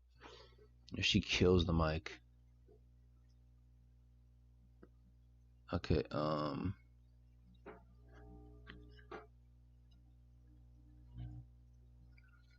guys. From AP Classroom.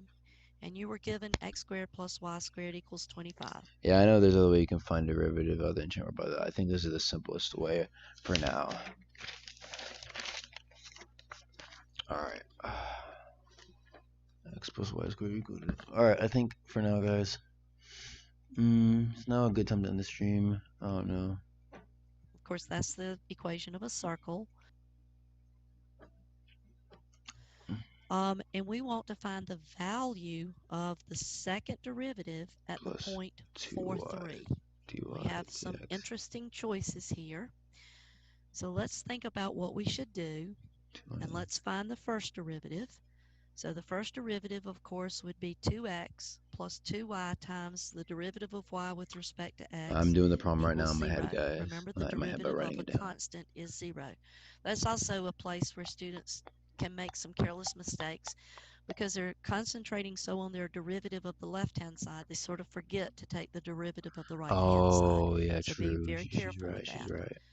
So we can solve for dy dx. I'm not going to go into the algebraic part of that. We get dy dx is equal to negative x over y. Now, I'm kind of thinking ahead, but since I need to find the second derivative at that point 4,3, I want to find the actual value of dy dx at 4,3, and that's going to be negative 4 over 3. So now I want you to, again, to maybe pause your video and try your second derivative. Okay, wait, let me try.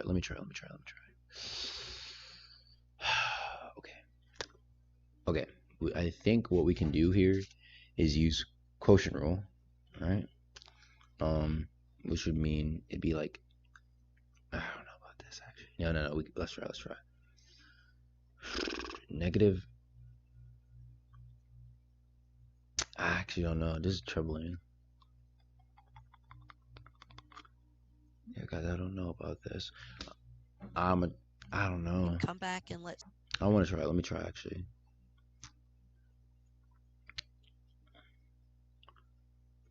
Negative 1 times y minus negative x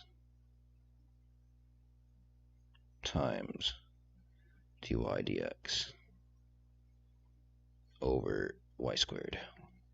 Yeah, I don't know what I'm doing for this one. I am going to use the quotient rule to find the second derivative.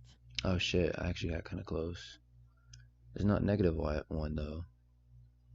I decided that I would have the negative times, and then what I would have for the quotient rule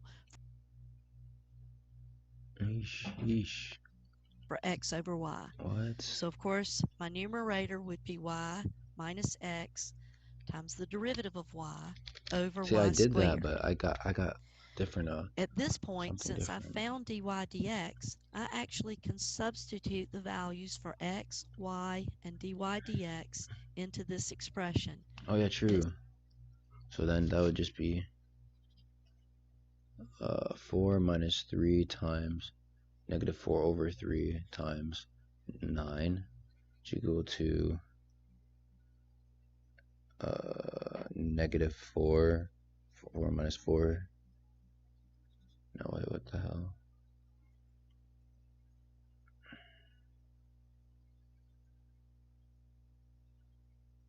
Oh, it'd be okay. It saves me a little bit of time. I don't have to actually substitute the expression negative x over y for dy dx. So I would end up with the negative of 3 minus 4 times that derivative, that first derivative value, negative 4/3 over 3 squared. And you just need to do a little bit of arithmetic here, and you will find out that you have negative 25 over 27. So our correct answer. Wait.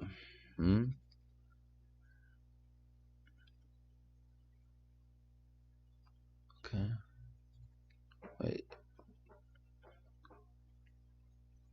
Oh, okay. It pushes it down to the bottom. Is choice A. So what should you take away from this video? Well, we can definitely apply any of our derivative rules in order to find a higher order derivative. And in these examples that we've looked at in today's video, we have practiced using the chain rule and implicit your first. So thank you very much for joining me. We're going to actually try on the FRQ now.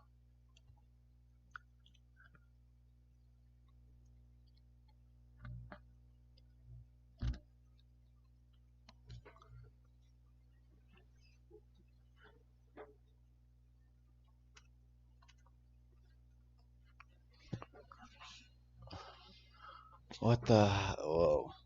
Graphing calculator? Okay, we're not doing this one. Exit.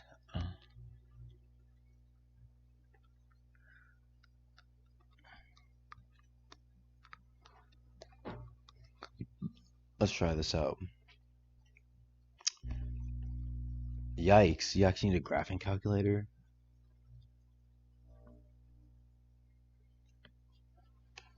Whatever, I have a graphing calculator. What is the value of... The table above gives the value of twice differentiable function f and its first derivative f prime for selected values of x. Let g be defined by g of x equals f x squared minus x. So what is g prime?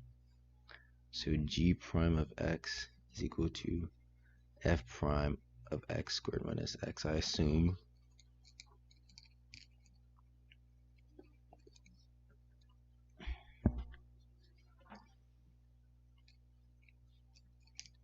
I think, I hope.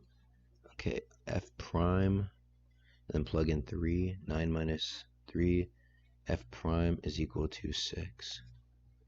And f prime of 6 is 4. So the value is 4. The value of f of or g of 3 is 4. Basically what I did was g of prime, since g prime or gx equal to f x squared minus x, I just said g prime equal to f prime of this. Then I plugged in 3, which gave me 3 squared, which is 9, minus 3, which is f prime of 6. As you can see, f prime of 6, oh wait, oh yeah, and then when x is 6, f of that prime is 4.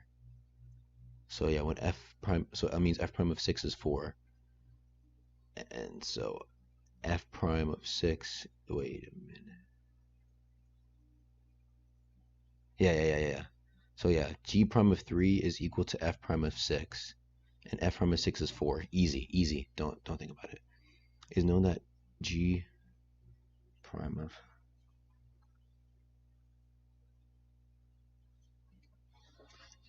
FRQ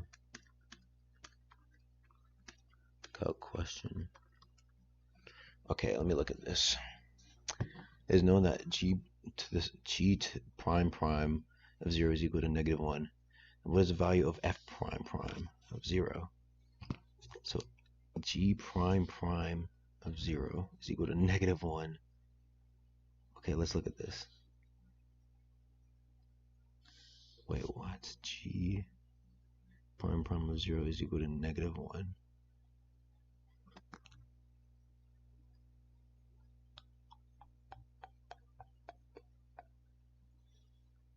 So I'm guessing it's just, wait, x squared is x.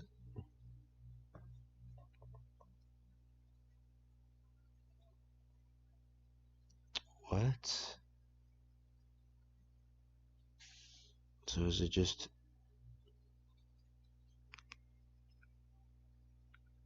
is it just 2x minus 1? And you, my boy texted me. Dot. Really?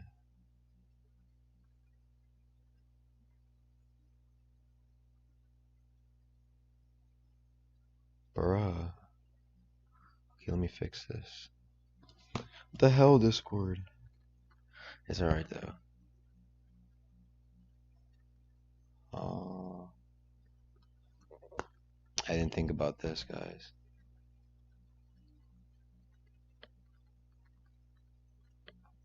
Alright, let me fix this up on my Discord real quick. I did not know that.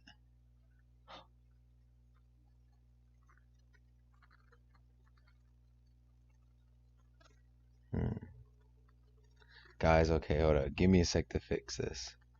2x minus 1. You're doing it right now? Don't worry about it right now, bro. Hey, let me fix this. Yeah. Why can...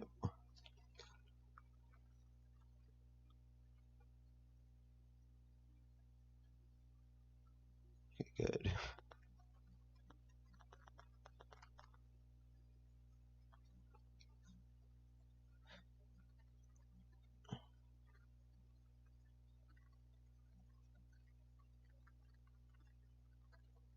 That's true.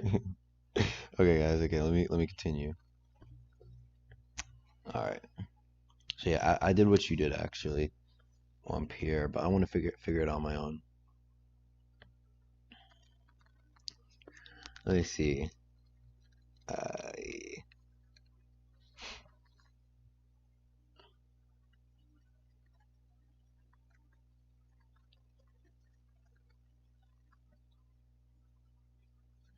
Okay, yeah, wait. Let me think this through. Let me think this through.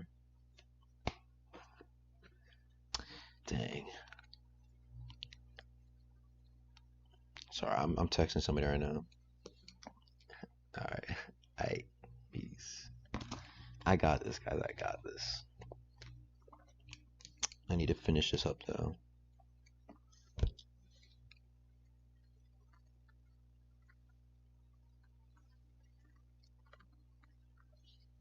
Hmm. 0 f prime, which would be 2x. F prime is already showing this, so yeah, you're right. It'd be f prime of, you just be plugging in 2x minus 1 and 2 times 2 minus 1 is f prime of 3. Wait. Yeah. So f prime of 3, which is actually right here. So I got negative 2. F prime of 0 equals negative 2, or the value of. So let me show you what I did. Hopefully this is right. Okay. Okay, this is what I did. So basically, what I said was, we already have the f prime of x right here, right? So what I did was I converted this to a prime function, which is 2x minus 1, that should be f prime of prime. And then after that, I plugged in 0. Oh no, wait. You have to plug. Wait a minute. What am I doing? How'd I get that answer? I plugged in 2 for some reason, guys. I don't know why. Wait. Let me fix this up. 2x minus 1. So if you plug.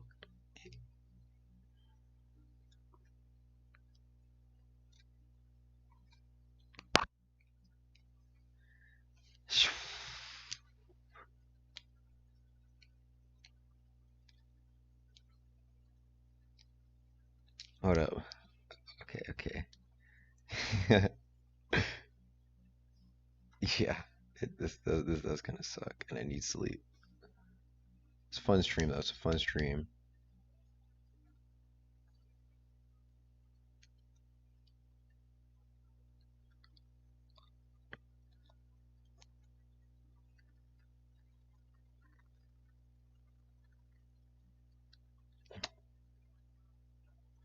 Guys, I don't know what to do for this one. I have it. I have this down. I just need to think.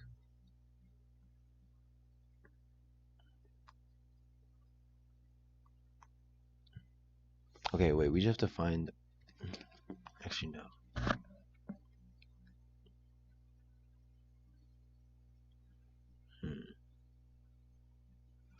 Okay, so that means should be good at that. So I'm guessing we have to find what? Have to plug an x into it. Yeah, I did though. 2x minus 1.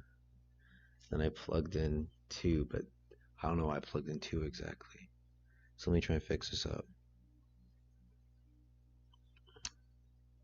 If I plug in 0 though, I get negative 1, but that doesn't make sense. F prime prime of 0 does not get, I mean, it kind of does actually, wait.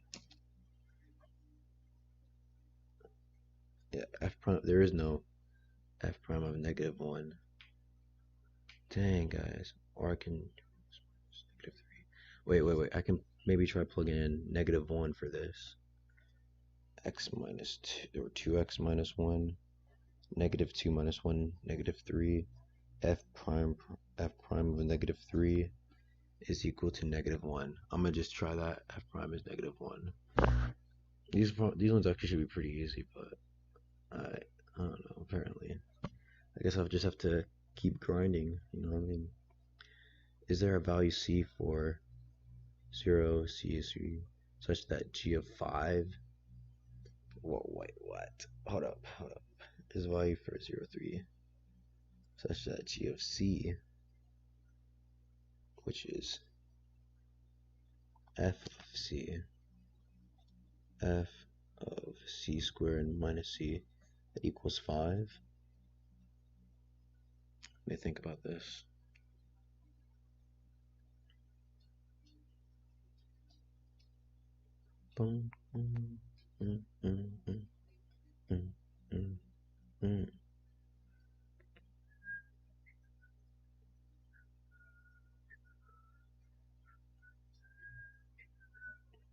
Okay, guys, I need to think this through a little bit more.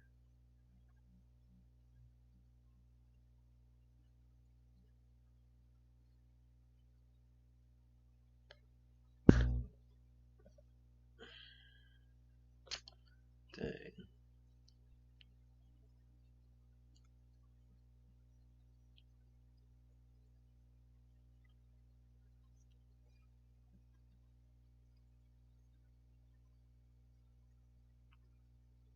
Five.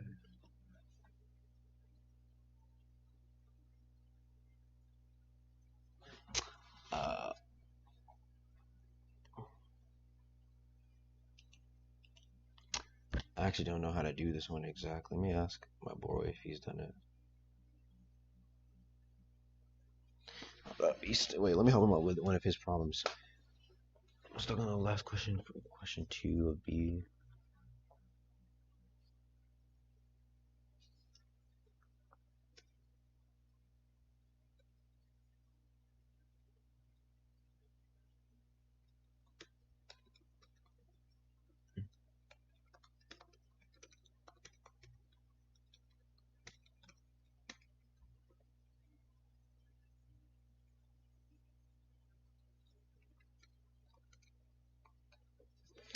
Okay, guys, let me just, damn, I don't know why this is so difficult. It shouldn't be that difficult.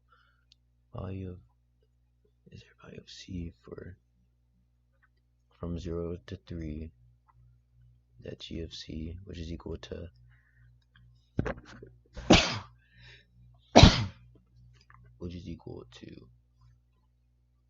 F of C. You know, I'm just gonna say no. There is no value. Wait. Differentiable function of F.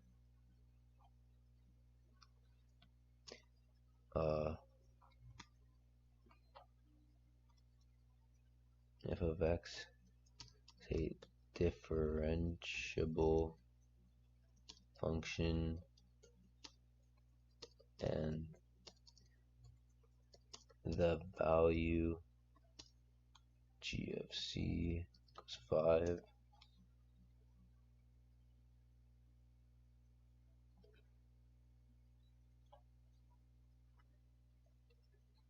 Exists outside the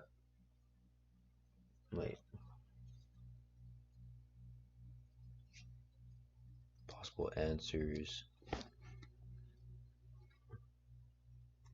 of 421 due to the intermediate value theorem. I'm pretty sure that's what it's called, intermediate value theorem or some shit like that. I think so. Bro, try to recheck A. I think the answer is -5. Let me look at A. Where's the value of g of 3? Okay. Are you sure you wouldn't just plug in 9 minus 3, get 6, f of 6 is equal to 4. Unless I'm doing something wrong. Oh, oh wait, you're doing g prime of that. So which would be f prime of that. Oh, you're right. F prime of x squared minus x. Will that be equal to 2x minus 1? And then you're saying when you plug in 3. Wait, I don't understand what you're doing now. I'm just saying no. What I did was don't substitute after finding f prime. Okay, but f prime is 2x minus 1. Then if you plug in 3, 2x minus 1, 6 minus 1 is just 5. So you get f prime of 5. And there is no x equals 5, and it doesn't give an answer here. So how would it be that? Plug in -2. G prime of 3. Oh, what you're saying is like g prime. Oh, I see what you're saying. So you're saying that if g prime of 3 should be equal to x. I don't know if it works like that though. I thought you have to use this equation right here.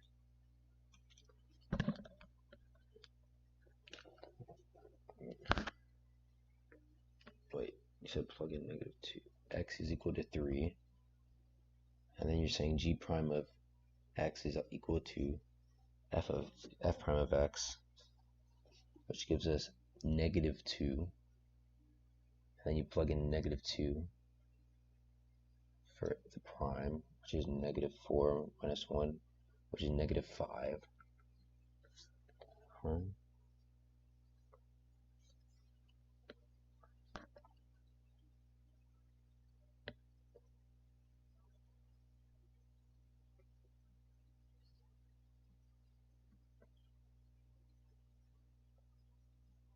Yeah, true. Maybe the answer wouldn't come that quickly.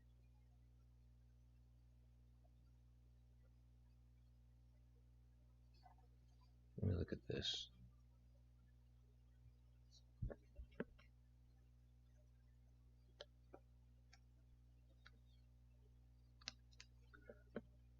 I mean, I'll see what my friend says afterwards.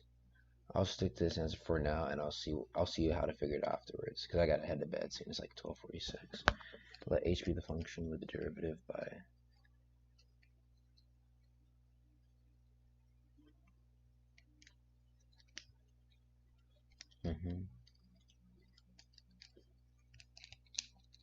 does the instantaneous at what value of x in the interval -3 equal? Oh, this is where you have to use your calculator. I'm just gonna skip calculator. Wait, can we use calculator? Alright, yeah. Can we use calc on the test?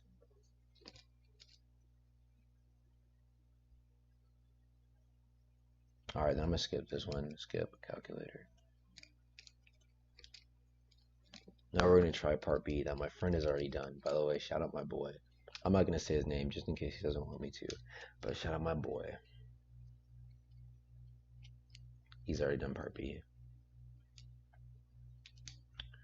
Okay, there's 2. No calculator. This is what we should be expecting. Here we go. Okay. You have to focus. I might not talk a lot. Show that dy of dx is equal to that. Okay. We did this. So first we're going to apply the chain rule to that function right there. So 3 of 2y plus 1 squared times 2 dy dx minus 24 equals 0.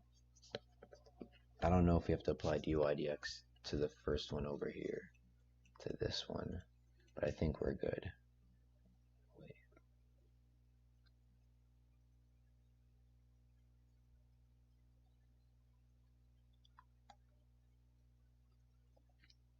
Okay, yeah, I see what we have to do.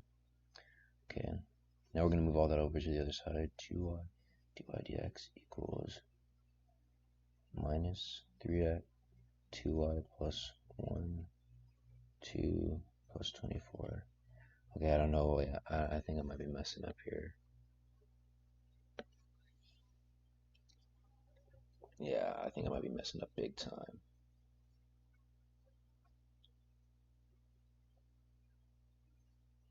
Let me think about this.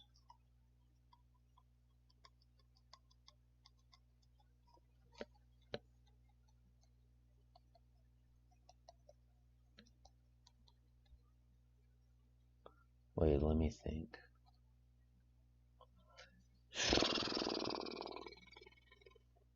Jeez, man.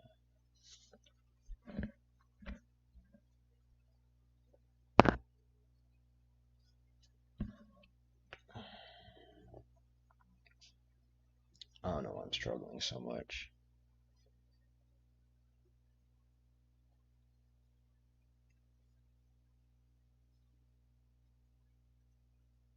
Okay, let me try this.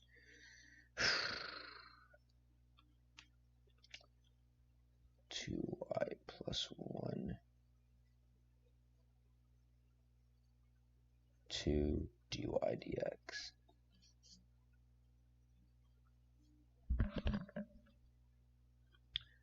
equals 24, which equals 8. Which equals... Wait, let me think this through. Which just equal regular 8. Divide... Okay, oh, I got it. I did it! Let's go. Which would equal 4 2y plus 1 dy dx, which is equal to... Yes! Okay, let's go. I figured it out, guys. I figured it out. I would show it on an equation, but I figured it out.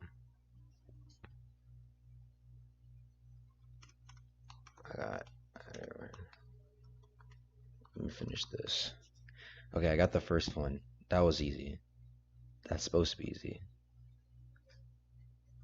But, you gotta start somewhere. So I got my points for this one. Write an equation for the line tangent to the curve at the point -1, -2. Here we go. Okay. Isn't this like you figure out which method you need to use? Well, I think I figured out which one we need. 2y plus 1 squared, that's over equals 0.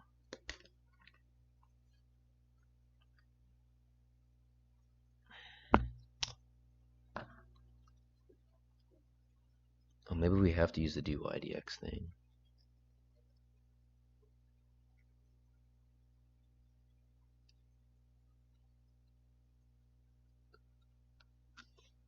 Let me think this through, guys. Let me think this through.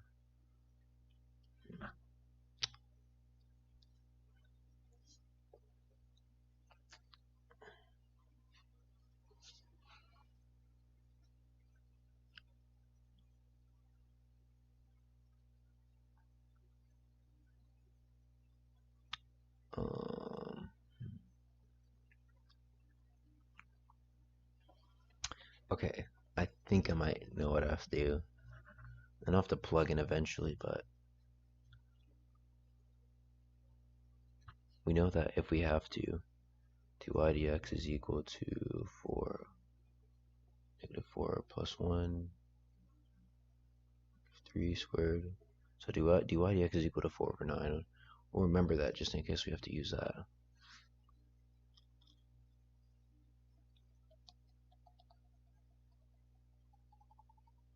Wait. If that's the case, then it would be y plus 2 equals, oh, this is easy. Y plus 2 equals 4 over 9 x plus 1. Bam! That should be it. That should be it.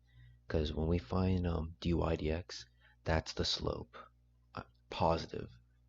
I think. I hope. If not, fuck, dude. Ignore what I'm saying. But I think that's how it works.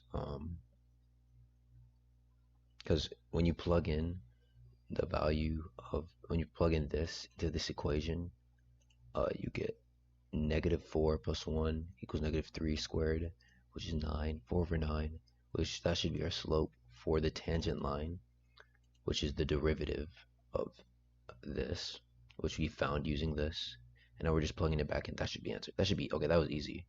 Oh, that's what my friend meant, that it was easy. Okay, now, oh, now we have to do that again. Hold up. What? Okay, well, we already have it. Let's start off with this. 4 minus. I hope I'm right about that. If not, if I'm not right about this, then GG. That's all I gotta say. GG. I tried. Let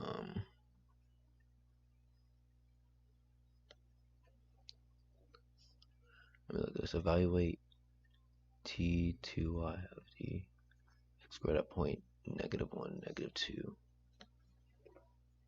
Do I just have to find the derivative again?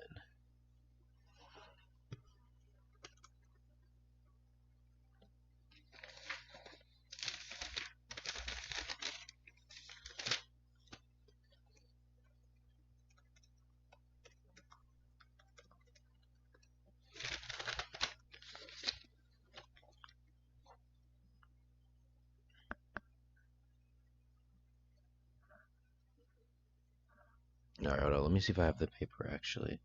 Apparently we already did that one.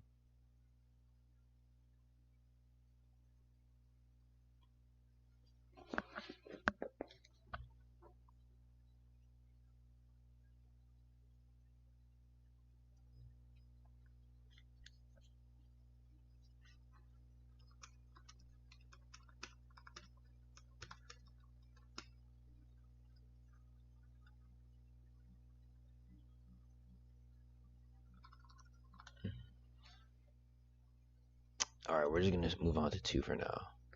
Because my friend's saying we already did that in class. Which I actually don't remember, but and now I think I recognize it towards the end. Okay, well. Let's look at this. Let g be defined by g of x is equal to fx squared over e of x. Find g prime of negative 1.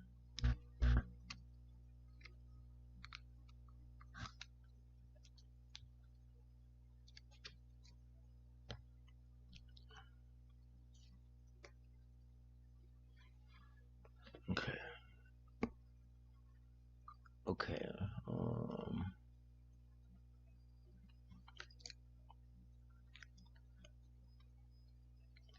isn't it just, hold up, I guess we have to use quotient rule, so I always mess up quotient rule. I don't know if it's f times g prime minus f prime minus g over g. I'm pretty sure. No, I think I know what to do. It's f prime first, then g. So f prime of x squared times e of x minus f regular squared times e of x all over e of x squared.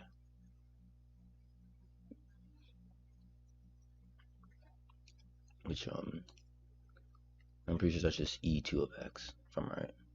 We're just gonna put e2 of x. Alright, now let's plug in. Oh wait, now we have to plug in -1. So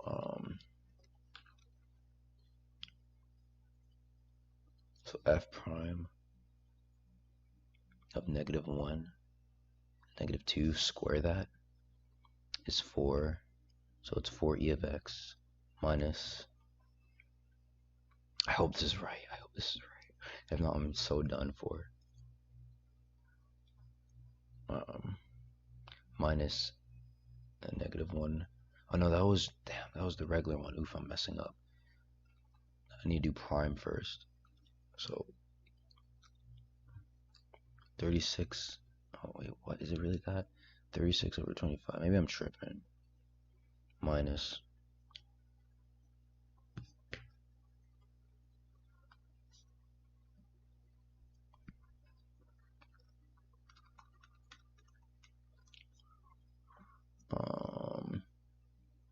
minus 4e of x all over e of x squared e of 2x.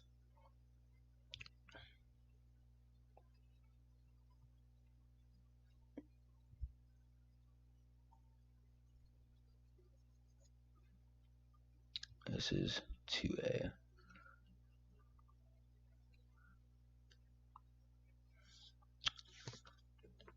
What? Battery's low. Okay, let me fix this before my battery dies out. Okay. -64 25 e of x over e2 of x.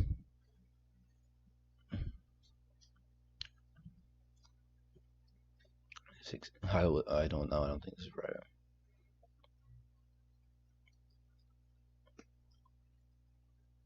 X divided by e2 of x. I don't think that's right, guys.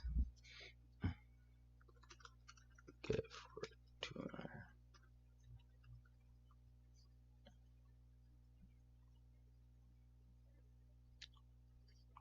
I don't mind. Okay,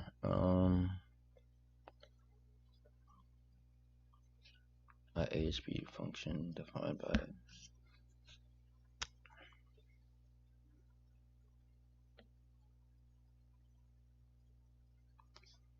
and for those of you all watching, I highly recommend you go watch the new video.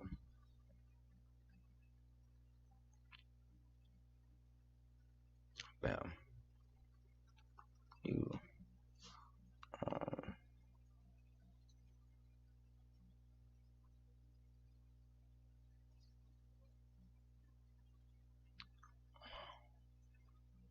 Alright guys, give me a second.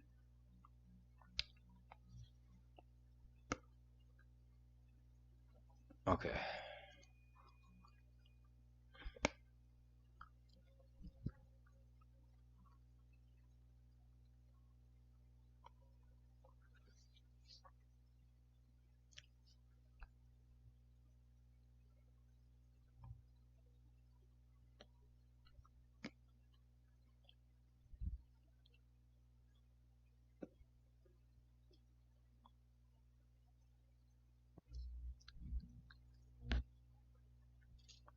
Okay.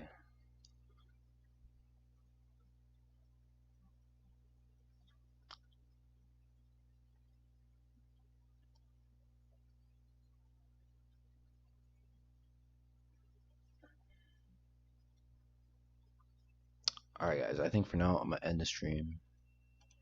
Probably about to bed though. I'll finish this up later. I'll let you guys know how the test goes. Appreciate watching. I'll see y'all later. Peace.